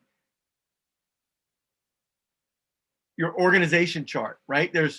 When you have an organization chart, that's based upon your role in the organization and who you report to and who they report to and who they report to up the chain of command. And in a lot of cases, you can start building your role hierarchy based on that HR organization chart. The problem with that is that different roles might have different skill sets associated with it, even though that and their role in the database or what they do for other groups in the organization needs to be reflected in the role hierarchy to give them access to records. That would not be that would not work with the it wouldn't work based on where they're at in the organization. They may be a low person on the totem pole, maybe a QA engineer, but because of that, they need access to records throughout the organization in order to do their job of providing the quality assurance first if they're part of the Salesforce operations team. Anyway, or sales operations or something like that. So role hierarchy is focused on the vertical sharing of records that also inherit full access to those records. So putting somebody, any user, in a role above other users grants them access to all those subordinate users and all the records they own based on those records in the OWD. Let me scroll back a little bit to show you that slide again. Remember, there's all standard objects have this built in, and all your custom objects you can choose that a user in a role above other users can have access to all their records in the organization. So that's and the reason I bring that up is because a common bad solution is somebody needs access to one record, one type of record, and your solution as the admin or the app developer is to take that QA engineer and throw them up in the CEO position to solve your problem now, but that causes problems later. From a data integrity standpoint, that's a no-no. And I look for that all the time when I do what I call my CRM triage, to look to see what shortcuts somebody took, that also has a damaging effect on the organization from a data integrity standpoint. Because, you know, if you don't use the ability to have data integrity, what's the point of having Salesforce? You might as well have a bunch of ugly spreadsheets that everybody uses. Dominic, So, question? to sort of touch on that, I will say it's pretty likely if you take the test, you're going to get some sort of question like, you know, VP of development needs to have access to product managers' records, but the CEO should not. And one of the choices is going to be role hierarchy. Put them in a role hierarchy. And that's no. And you know what? I think because, you know, there are certain questions that I believe should be the pass fail indicator. Like you can get 90 out of the 60 questions, you might get 58 of them right, but not get your certification because you answered one of those really bad answers. And like, no, you don't get to be a admin, or you don't get to be a platform. You don't know enough. You might know 58 out of 60, but you don't know those two things. No, you don't get to play like that. One thing you just need to be careful is your sort of knee jerk. You'll see that answer and you'll be like, oh, that's it. So you need to take your time and my coaching, anybody trying to get certified, is take the time to test the answer against the requirements in the question, and make sure that there's not another answer that also meets the requirements. Because once you find that, you now have to pick the best answer. What's the more elegant solution? What's the more scalable solution? What's the more right answer? Because a right answer is not always the correct answer on the test. Just because you can do it doesn't mean you should do it. And that's what the brilliance of Salesforce certification tests are, is that as somebody who's taken a master's level class in test writing in the University of Georgia, go Dogs, that makes for a damn good test. Having two right answers and only one of them is more correct than the other, that's a test worth learning from. So, you know, that's the challenge of the certification tests. And the danger of test dumps is that you study the question answer, you think you saw the right answer, you pick it and you don't get it because you don't really understand what the requirements of the question are and what the deliverable in the answer is, and making sure that they match 100%. And you know, sometimes you have time to do that, sometimes you don't. So, you know, that's the challenge. So the role controls the level of visibility to data, and each user has at most one role, at least one role, and only one role. The answer, though, is that one of the roles you could have is no role. So you could take somebody out of the role hierarchy completely and put them in the role of no role. But every user record has a requirement of a profile, a license, and a role, as well as a username, right? So just keep that in mind at the basic fundamental level. Every user record has a required role. Just one of those roles is no role in the hierarchy. So basically, they're on the bench, but they have a role called bench. Let's just call it bench. So again, it provides vertical access to records, and on non-standard objects, you can toggle that effect from the role hierarchy. So if you do have an object that you want to control visibility and really lock it down, you can take away the role hierarchy if it's a custom object.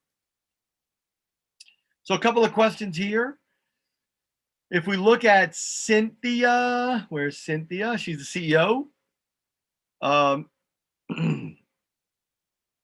What can Cynthia see? She's the CEO. The answer is every record that's affected by the role hierarchy. There's another caveat to that. Within the permissions provided by their profile. So the caveat to any record access is always within your license. So I'll give you another example that I think is important. You might be the CEO of my company, and you might think because of that, you can ride my motorcycle. But if you ain't got a license to ride a motorcycle, you can't legally ride my motorcycle.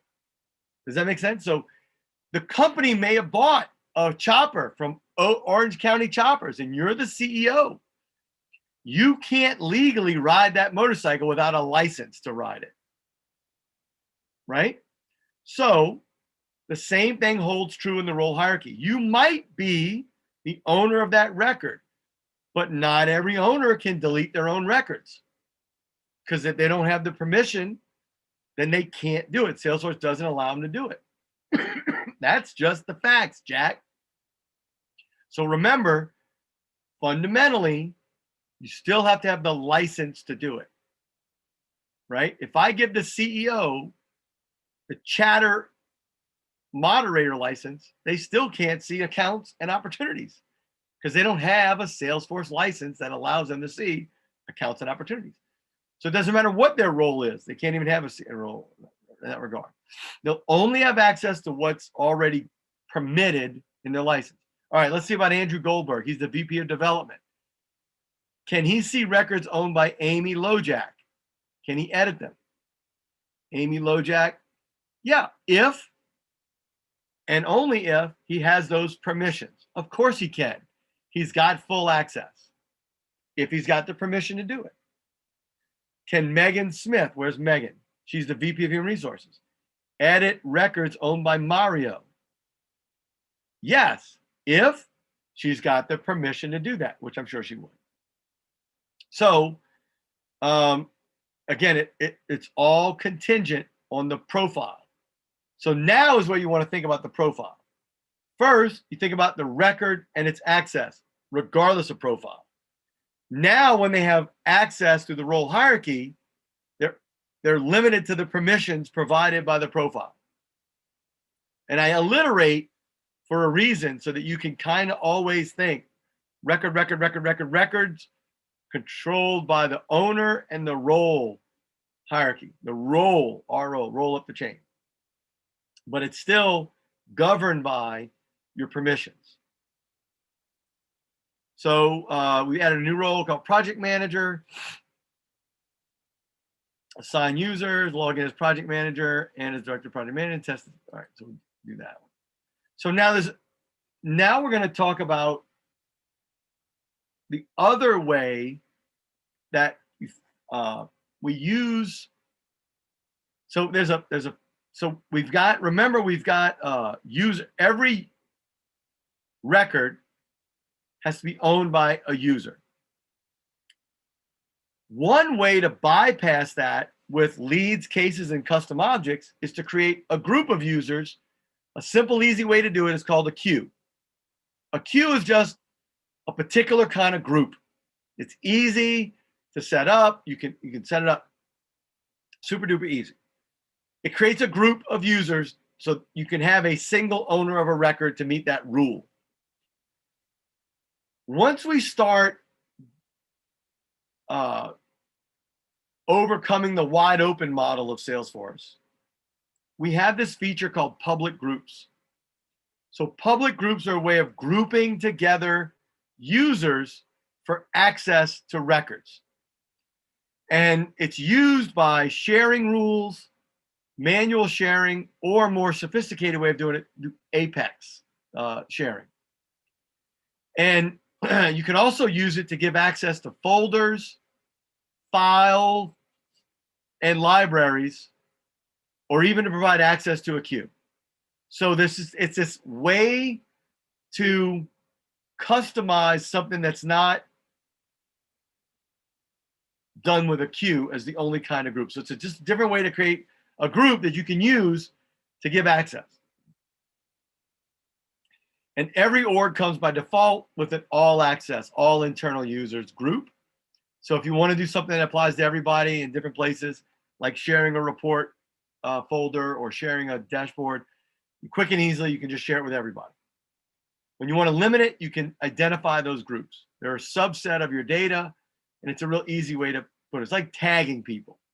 Now, public groups are made up of individual users, which is the hardest way to set up a group, right? It's the most tasky because you're dealing with individual records. You could use a role. So everybody that's in a sales role, you can make part of a group. That's an easy way to clump them together. And as users move in and out of roles, you don't have to think about who to add to those groups you set up, because anybody that's any user that's created in a role would automatically be added to that group. Or you could use roles and subordinates. So anybody who's part of the sales team, anybody that's part of the VP of sales and below, no matter where they go, if they get salesperson, they get manager, director, operations, if it all falls under that one umbrella, they're already included in the group. Makes your life manageable. And then the last way to create a public group is to grab other public groups and put them together in a group. So again, it's like, it's the difference. So part of my history too, when I graduated high school, I went into the Marine Corps, and then I was a reservist. So I got a job before college started again, and I sold beer. I mean, I was a beer delivery guy, but I didn't really sell it. I delivered it. I did sell at the store level sometimes, but so when I delivered beer, I delivered them in cases. That's a group, right? That's like a role and a subordinate. Coors and Coors Light was all Coors. They ordered Coors, right? That would be all the Coors product, put it in there. But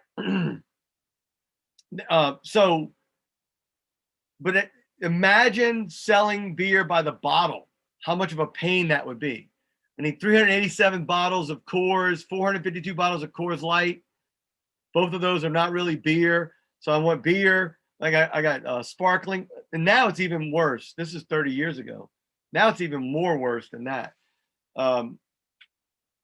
So that's 35 years ago. Oh my God. Anyway, the point is, these are just different ways to group users so that you can share groups of records with groups of users based on groups definitions. Does that make sense? And we'll use groups in a lot of different ways as we move forward.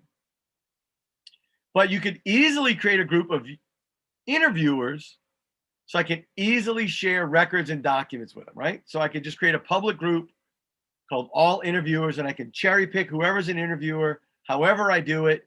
I can put them in the group, and that makes up the group. And then I can just identify that group.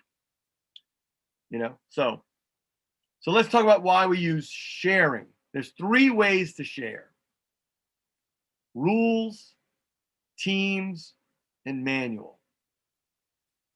So if Megan, here's Megan, her team can't see any reviews owned by Andrew because they're in different lanes. Get my little pointer out. So Megan, even though she's the VP of Human Resources, if an interview rule is owned by somebody on his team, can't see it because if it's set to private. Ben can't see reviews written by QA or the product manager because, again, different lane. And even people within the same role in a private model can't see each other's records. Just like Melissa, where's she?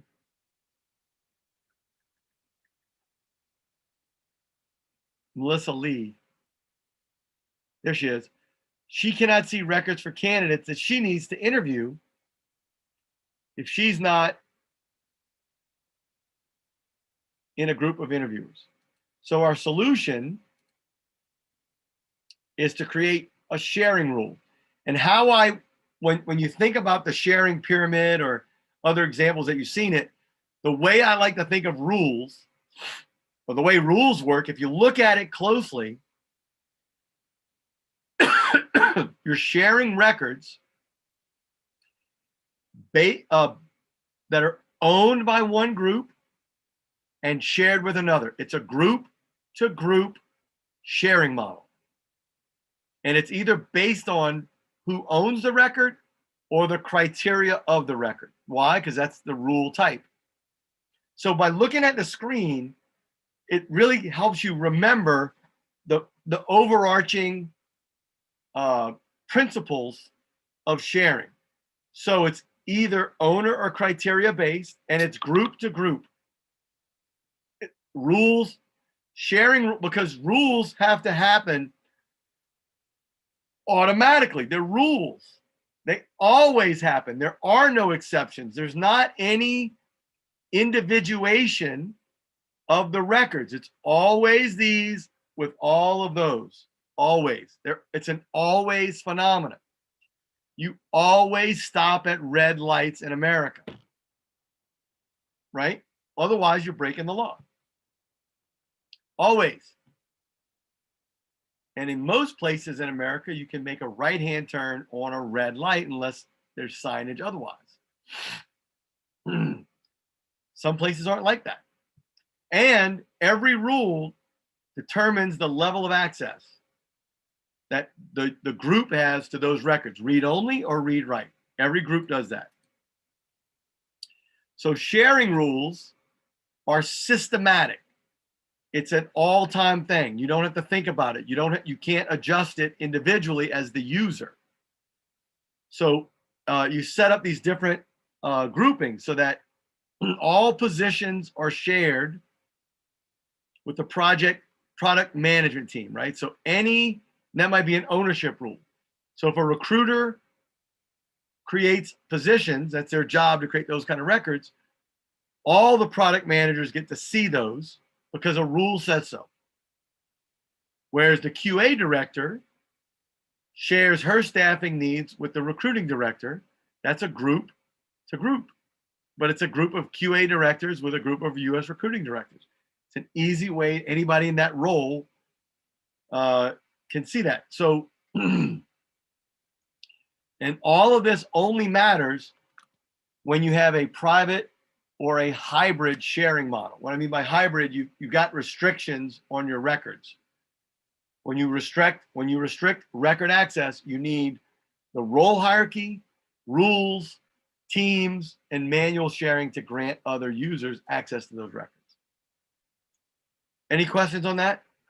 So let's say that you had this question on the exam. That same situation that you had, and maybe one of the possible answers is to do a manual share of a record for like an interview, but and then maybe if you're part of a public group, then you could be seeing those. And I guess the question would be then, which is the most restrictive? I would think would be the manual share instead of the public group share. Am I on the right track there? No, say your question again. So the same scenario that you had there. You've created a public group, and you've got people in this public group that have access to candidate records for interviews. Okay. Well, let's say then afterwards,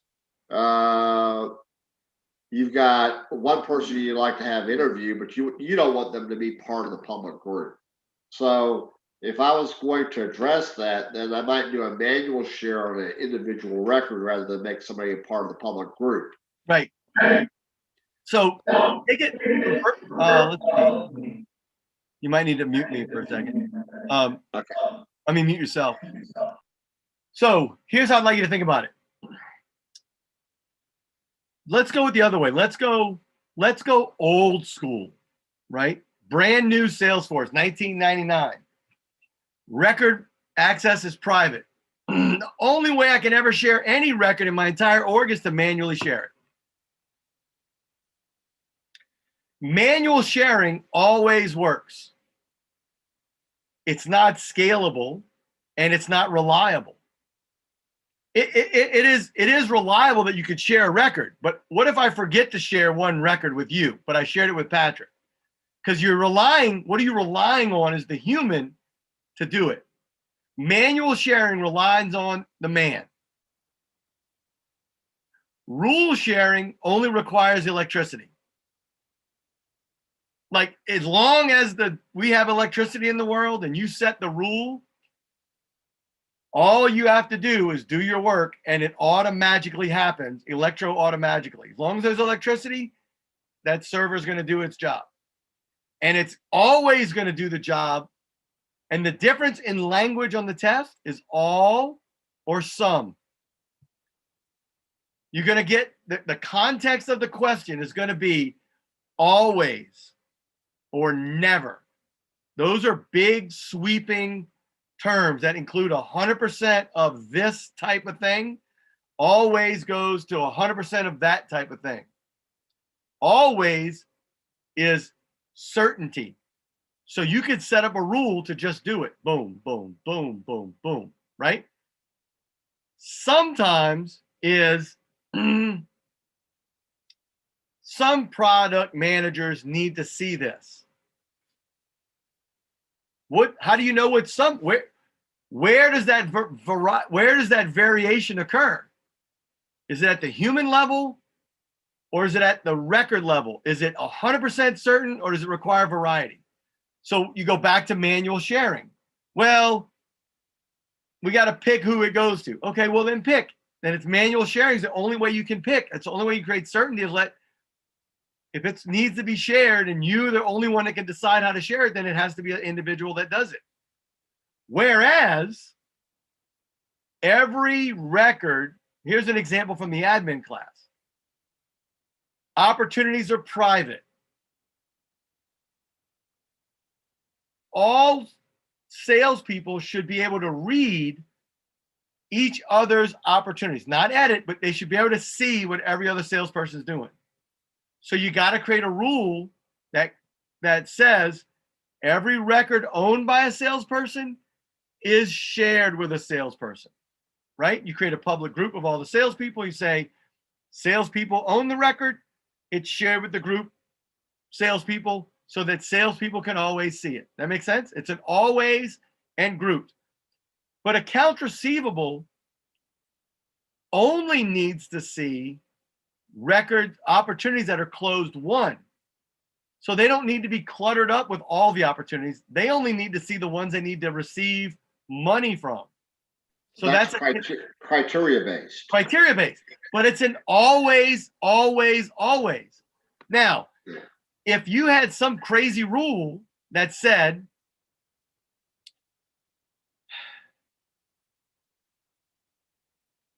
now let's take that out of the case. So now you want to share opportunities, but you only want to share the opportunities with certain product. Let's say you have a sales engineer, right? And there's no always to the sales engineer. I, as a sales rep, could pick you, Patrick, or Stephanie as my sales engineer. Like, I get to choose who I pick as my sales engineer, right? And it might depend on the geography of the customer, the history of the account. It might variables that aren't written in stone, right? So it's my pick. It's my for this opportunity, I want to bring in Stephanie. For that opportunity, I want to bring in Gregory, and for Patrick, I want to bring him in on that one. How do I share the opportunities? All the opportunities for that particular account. Well, if there's not an always rule, then the only way I can do it is either manually share it, but that's tedious. The next level of sharing would be teams. So I put Patrick on that team and share the opportunity with him for that account. Or I put Patrick on that opportunity team because it's only that opportunity for that account. Right? So what am I trying to accomplish? And who is it being accomplished with? Is that it all? So rules are for groups. Groups are always the same. It's always the same that, you do this with that. End of story.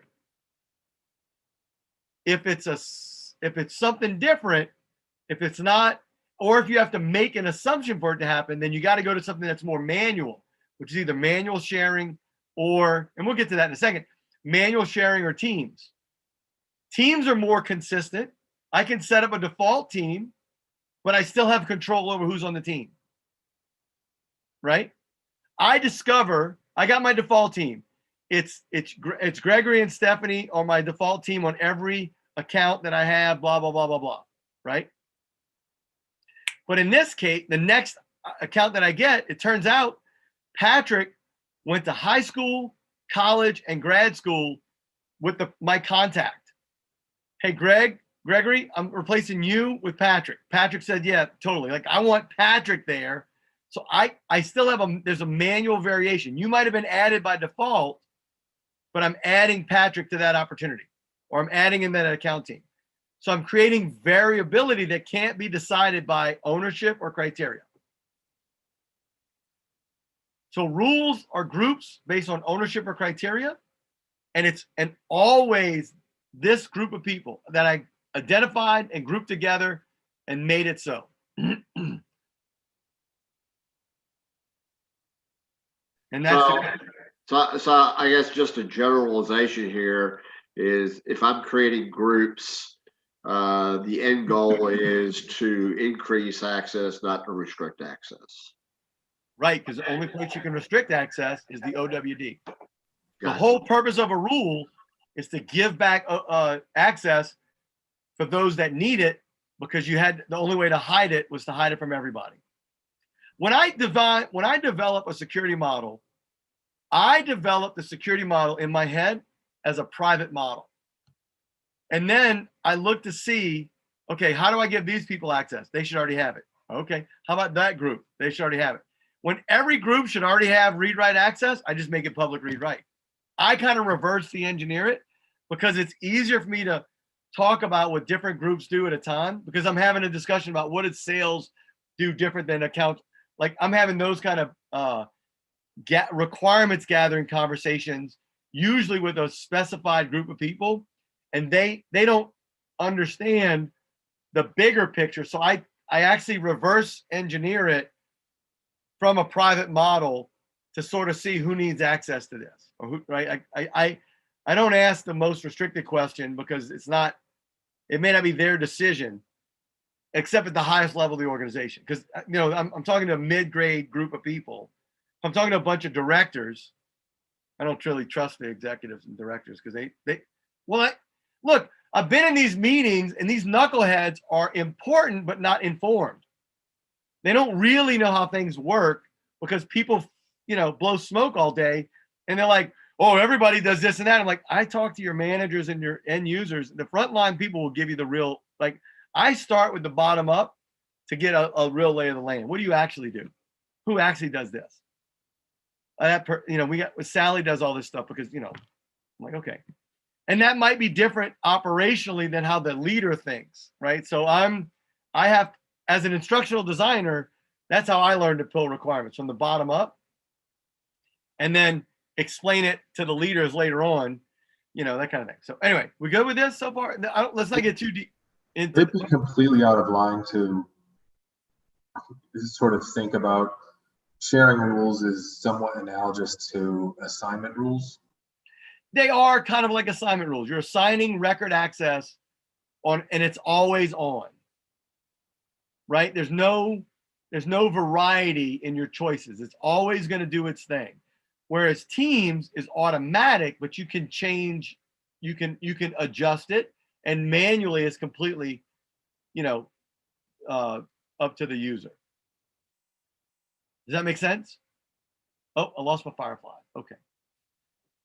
So hang on a second real quick. I'm going to do, here's my little,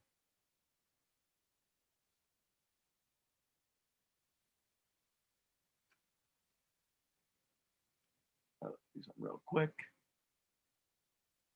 I'm transcribing this. Wait, I got to get my meeting URL. I think I got to stop sharing for a second. Let me just Am I sharing? Oh, yeah, I am. Hang on a second. Let me just do this. Let me copy the link. There, let me paste.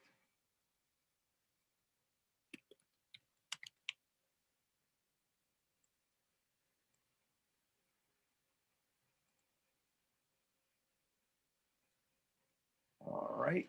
Let me go back to this. Let's see if that little fellow's coming back. All right. All right. So let's see. Is this helpful for everybody so far? Is this useful? Stephanie, you too? Has this been useful? Or you've been like, this like, well, anyway, it's fine. I'm sure it'll be useful to some people. And I know I want it to be useful to you guys because you're spending your time with me. So that's what I always, purpose of this is to make sure you get a good, clear understanding of it as we move through this. And then there's manual sharing, right? So the manual sharing, again, that's the old school method. Teams was an automation or like a little bit of an easier button for end users to add sharing. And the rules is an automatic way to do it, right? So rules are just automatic and roles completely automatic. So for manual sharing,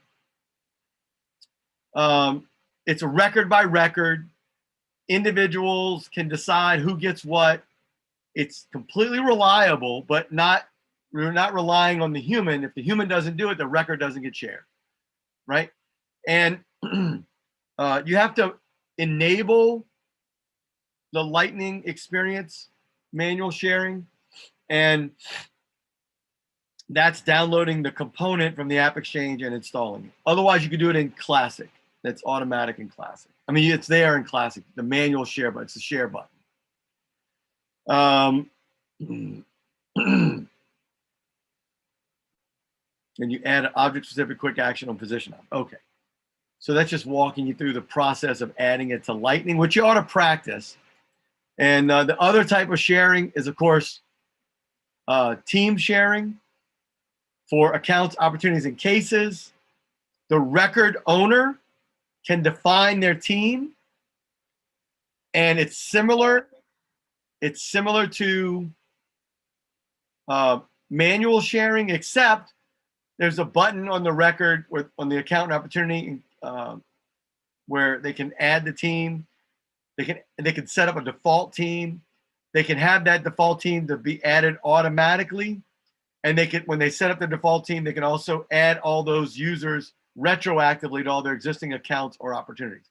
So it's a little more automatic, but it's still flexible enough that you can swap your team members out. There's still you can trade these. Now, flow sharing is sort of that's an automatic way to set it up where you can add users to a team or to a record using a flow. And of course, Apex sharing allows you to do it too. So you can handle bulk processing of records.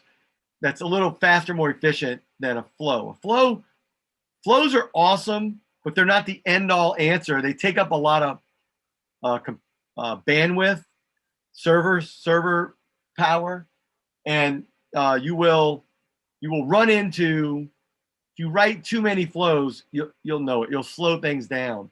So you want to use the most efficient and effective method for doing it. But those are the other ways to do it too. And the thing you want to remember about team sharing is that the user controls the team and the level of access for accounts and opportunity teams.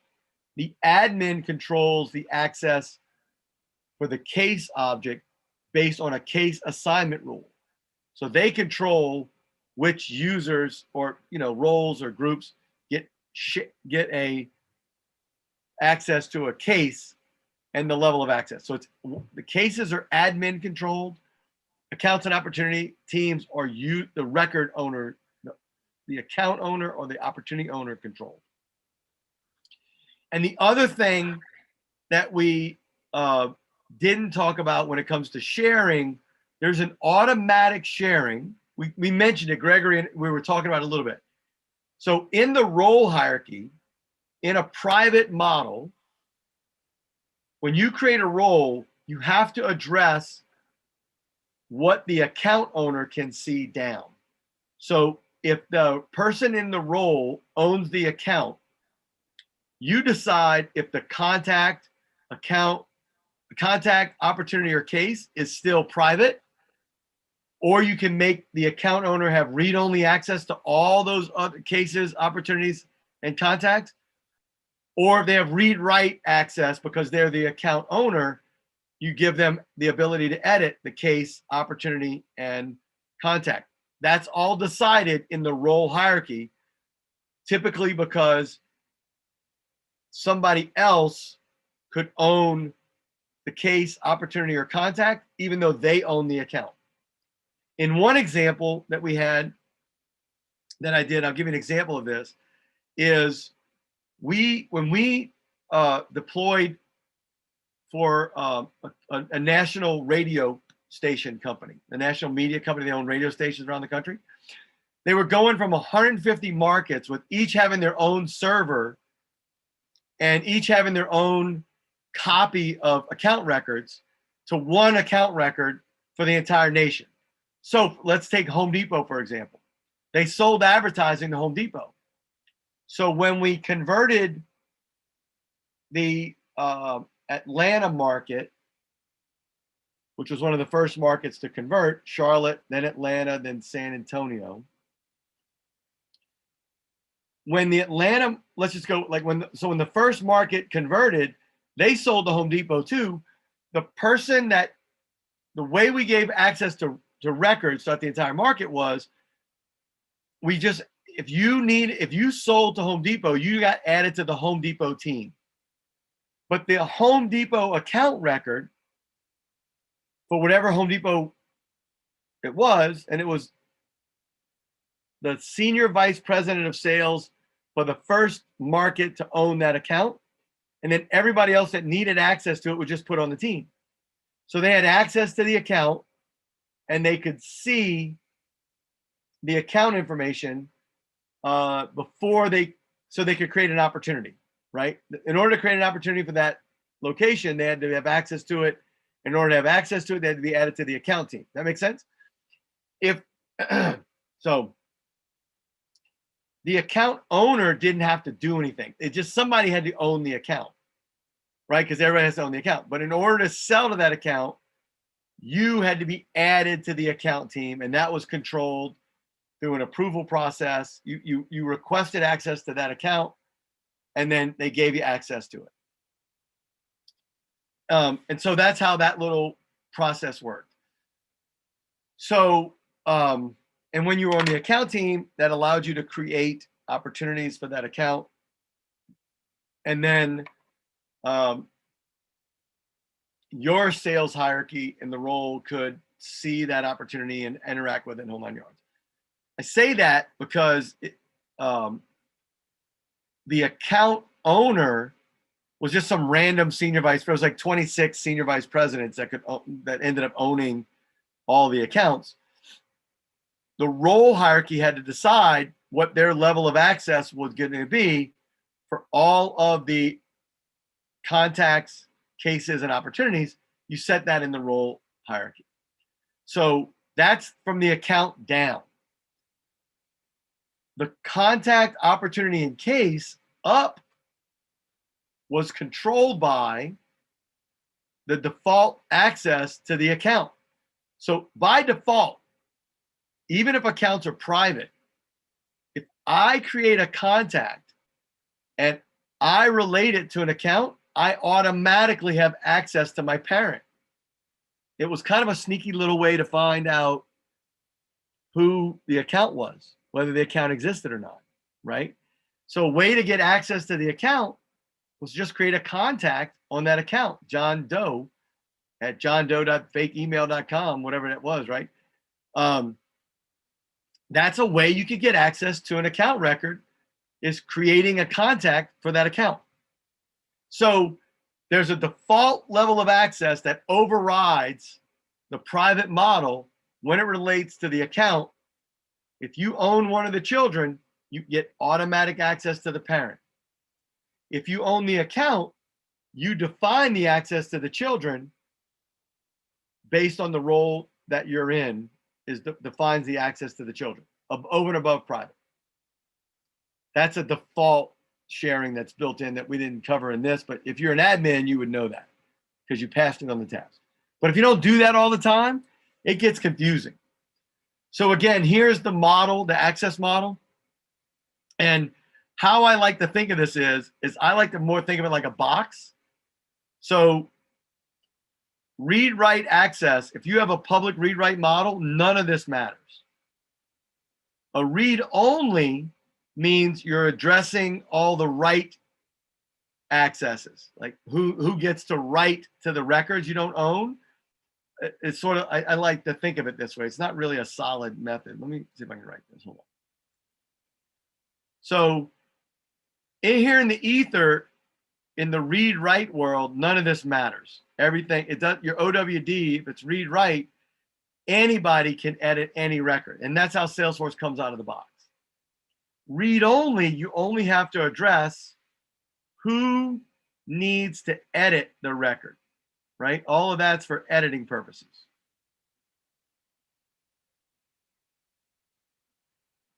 So these are your editing rules. But when it's private, right, that's edit and read only. So you're now dealing with read and edit. You're dealing with both. You deal with both two. You got to deal with both sets of permission, both levels of access when it's set to private. And so what I like you to think about is, let's start back in 1999 when Salesforce first started. The only way you could share a record was manually. I don't know if that's 100% true. I had Salesforce in 99 for about 3 or 4 months, maybe 6, and that was it. And then I sold my company and I didn't need it anymore. So manual sharing, let's say, was the most primitive form of sharing a record. Then we invented the team share, right? Then we invented some automated sharing, Apex and Flow. Didn't have Flow, but we had it, right? So you invented that. Great. That's how you open up access. But then I started to discover patterns. I'm always sharing these records with this group of people. So then they develop rules. Just like we develop rules in real life. When you note patterns, you develop rules for those patterns, right? So that's what it is. And then we said, well, here's an instance where we always need it. We need to grant more than just what read-write access. That's when the role hierarchy came into play. So everything goes to your parents. Some things go to some people all the time. This is an always on, but it's a group to group relationship, group to group. And this is specific to specific. That's the mindset. If you start with manual sharing, you just start making life easier as you develop these other solutions to sharing records. Teams made it easier. Automation made it easier. Then rules made it always automatic. And role hierarchy granted everything you needed. Because those kids don't need all that other junk. Okay. Questions, comments? So if we look at the summary, we look at, first and foremost, system permissions could grant you the view all data access, right? So your system permissions, your cred, all of that. Then if the system permissions don't do it, then the record ownership would give you access to record. And if you don't own the record, what's going to set the level of access? The organization-wide defaults is going to control that. And then roles, and then rules, and then manual, then teams, and then, or automated, then teams, then manual. So sharing comes into place. Question, comments, that graphic helpful? Technically, couldn't you restrict record access through the user interface by maybe creating a profile profile Sure. and maybe filtering it to even though I might have access to all accounts, maybe I only want my users to see accounts in the Western region. That's Right. all that they see. So you're actually talking about a filter Yeah, that's created on the Lightning record pages. right. That's a whole new thing. That's not part of this model. But Right. it I is. know. My mind's just going all over the place with all the possibilities. Yeah, no, yeah, right. But here's the thing you got to remember. And what I want to prepare you for, part of what I'm trying to do is also not just educate you on what works, but the in your if you're taking the journey to become an executive chef, the first thing you got to learn to do is prep. After that, you got to learn how to put it together and start preparing meals. And then you learn how to develop recipes. And then you learn how to manage the kitchen. And then you learn how to manage the restaurant. And then you have to learn how to manage multiple restaurants, right? That's so in the world of what you need to know to be in the restaurant business, there's different stages of development. And contextually speaking, when you're taking the test, you're going to have to recontextualize the question and make sure you're making your decision based on the context of the question and the known information they're giving you. So you don't mess yourself up with variables that may be true in the real world, but don't address the functions that they're trying to address on the test question. So yes, there's lots of different stuff you could do to get around other things, but we're trying to keep it homogeneous, contextualized. Reason why I ask that, because I have seen a couple of test questions on the exams that I've taken. They just give you a little tidbit of information like that, just enough to kind of throw you off, you know. And you gotta be very careful with those questions that where you have to make assumptions about the other component parts of the system that might affect it. When they do that, that's an intentional way to write the question. That's omitting information so that you can focus on just what they're talking about there and not use the other things to create a solution. And they put in answers that do consider those things, but that would be the least right answer unless it's the only answer that meets your requirements. That's why I always say, as a general rule, if you're not 100% certain about an answer, and sometimes 100% certainty will get you too, when you answer the question, just make sure you do a quick test to make sure that the answer meets all of the requirements in the question. Because if more than one answer meets a requirement, or your answer only sort of meets a requirement, it may not be the right answer. So that's one of the things I tell people all the time is, look, the way to pass the test is don't pick any of the wrong answers, right? So you have to come up with a way of identifying or eliminating answers that you know are wrong, so that you take them out of the pool of choices. It's kind of like a pick list field, right? You want to create a dependent pick list field. You're given 4 answers, and you want to make sure that the answers you're choosing are only from the ones that meet the requirements of the question. So it takes a little bit of discernment. And so since we got about 5 or 6 minutes, I'm going to go through this, right? What feature sets the default level of access users have to records they do not own in each object? Yeah, Patrick? Org-wide default. The OWD, because they're talking about records they don't OWN. One of the reasons I say that over and over and over in all my classes for 5 days straight, or 3 days straight in the admin, when we get to that part, day 2, even through day 5, I always say records you don't OWN. I never say records you don't own. Why? Because OWN sounds a lot like OWD. Right? In your mind, you can make that connection over and over and over again. Like, wait a minute, we're talking about record access. And whenever you talk about records, you have to talk about records you don't OWN. And the default level of access is only set by the OWD. So default means where you can restrict it, and they're limiting to that. But wait, I could use rules and roles and blah, blah, blah. We're talking about records you don't OWN. The only thing that controls access to that is the OWD. So that's discernment of the question to kind of eliminate answers. I don't have the options here in these questions and answers. So let's talk about number 2. The OWD for candidates is set to private. The audit team, that's a group, needs to see all candidates located in California. How can you meet this requirement? Well, wait a minute. So I'm talking about an audit team. That's a group. And it's all candidates in California. That's a record based on criteria.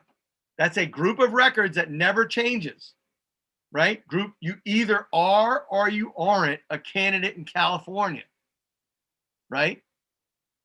So that's an all to all, a group to group. That's a sharing rule.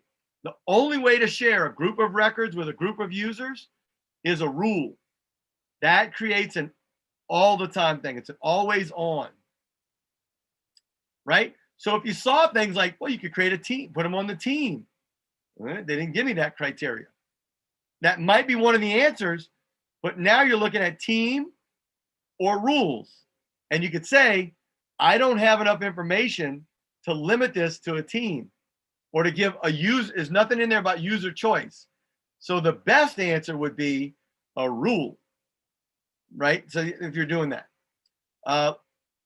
An executive assistant needs the ability to view, edit, and transfer ownership of all records. However, she should not be able to delete any records. This is right from the admin test.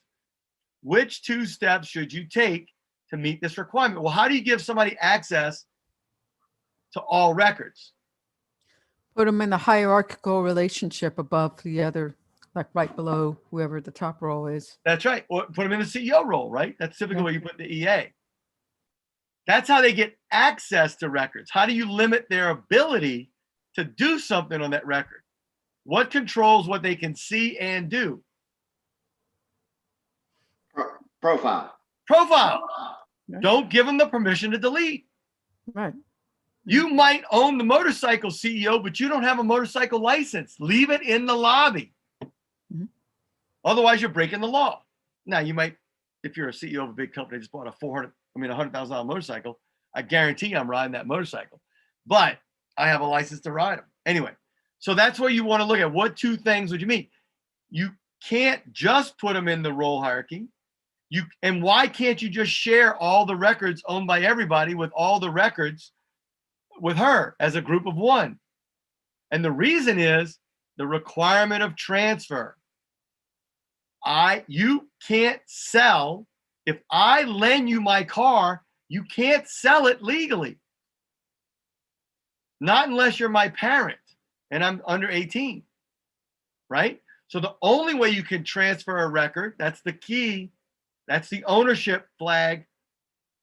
How do you sell a car? You must own the car first. People who sell cars they do not own are called what? Thieves. The movie Fargo was all about the guy who killed his wife or had his wife killed because he was thieving. He was selling cars he didn't own and keeping the money. That's thievery. So again, you got to think about those kind of things. Quick question. Do I Yeah. remember correctly that only certain objects allow transfer? Well, yes and no.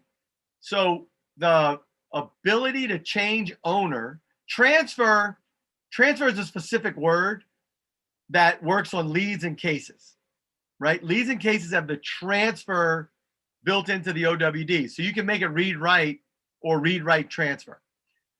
But changing ownership is the other way to do it that you can only do if you're the owner. Only the owner can change owners on a record. Try it if you don't believe it.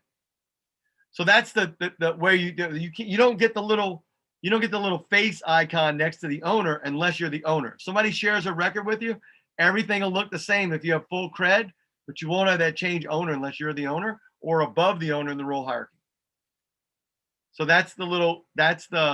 but they use the term transfer owner interchangeably with the change owner feature, but transfer is based upon cases and leads. And then I don't know if a custom object can have that transfer, blah, blah, blah, blah. All right, so it's 6 o'clock. I think this is our end time. We're going to do this again tomorrow. I will send you the YouTube link for this for you guys. I want to thank you for being here. Your questions are really good for me to kind of get used to the material, because this material definitely follows a different flow than the admin class. And I'm like a trail horse on the admin class, right? So knowing, like, you brought up some great questions, right? Because I was, anyway, it's been really good for me and I appreciate it. I'm going to come back. And by the way, like I said, I'm going to keep extending and doing this for the, I'm going to keep doing this until I get through all the material. So if we get done in 3-hour chunks at the end, it'd be great. And again, the exercises themselves in the chat, if you save the chat, there's some links in there to some trailheads that'll guide and direct you for this subject matter. I would say, as you go through the video, look for those slides that have the exercise slides. So they've got the requirements on there. See if you can muscle through it. And if you run into a problem, just send me an email to support@salesandtechnology.com, and then we'll schedule a time that we can walk through it together. And that way we can do the exercises together. Is that way? Does that make sense? Because you have that org for 30 days, right, Patrick? Because the other one you did in December expired, or might be, it may not have expired yet. So whatever, however long doing it, it might not have expired yet. So I appreciate you guys. I'm going to go back to my wife and my life and have dinner. And I appreciate you being here, and I'll see you tomorrow. And if not, you'll get the link to the recording. Now that you're in the group, you'll get the links to the recordings. And this will be recording number 1, because I don't think the other 2 recordings worked. Patrick, I'll go check them. The first one might have worked. And if it did, great, I'll put that up. And then so you guys have it. First one works, but you forgot to share your screen for the first 20 minutes. So. That's your fault. I'm putting that on you, Patrick. You should have noticed that for sure. Anyway, all right. But anyway, and then tomorrow we're going to come back with designing the data access security, that sharing architecture, give you a little hint. And again, we're going to kind of deepen it a little bit if there's not much in there. Limiting data access. And again, it all builds on that model of building out that recruiting model. And let's see. Oh, and then we'll start building the user interface. So tomorrow's start will be kind of a review. Now, Gregory, you'll probably be late tomorrow too as well. We don't work on Fridays in the fellowship, so I'll be available Friday and Monday. Perfect. Awesome. Beautiful. And then you'll have the recordings to catch up. You jump in late. And if you know anybody else that's a veteran or that, is in your world that you come across, again, if they join anytime while I'm doing this, I'll give them access to all the recordings. It's the only material I can legally share, because I'm not making it public on YouTube. It'll be an unlisted recording on YouTube. You could share that with them if you want. Just let them know, how to get in touch with me and all those things. So I'm violating as little of the policy as I think humanly possible. And if I get caught, then I get my hand slapped, then I'll take them all down, and then we'll deal with it another way later. But, again, if you run into trouble trying to work through the exercises on your own, but put your fingers on it. That's where you'll really remember this stuff. And then read the screen and look to see what those questions are. Yeah. And then we'll probably get through lesson 5 and 6 tomorrow, which is the user interface, and going through all of that stuff. So we'll do the page, custom apps, page layouts, Lightning app, record homepage, Salesforce mobile, and quick actions. That's what this lesson is going to take us through. So I'll see you guys tomorrow. All right. Have a great awesome. night. Thank you. Thanks. Thank you.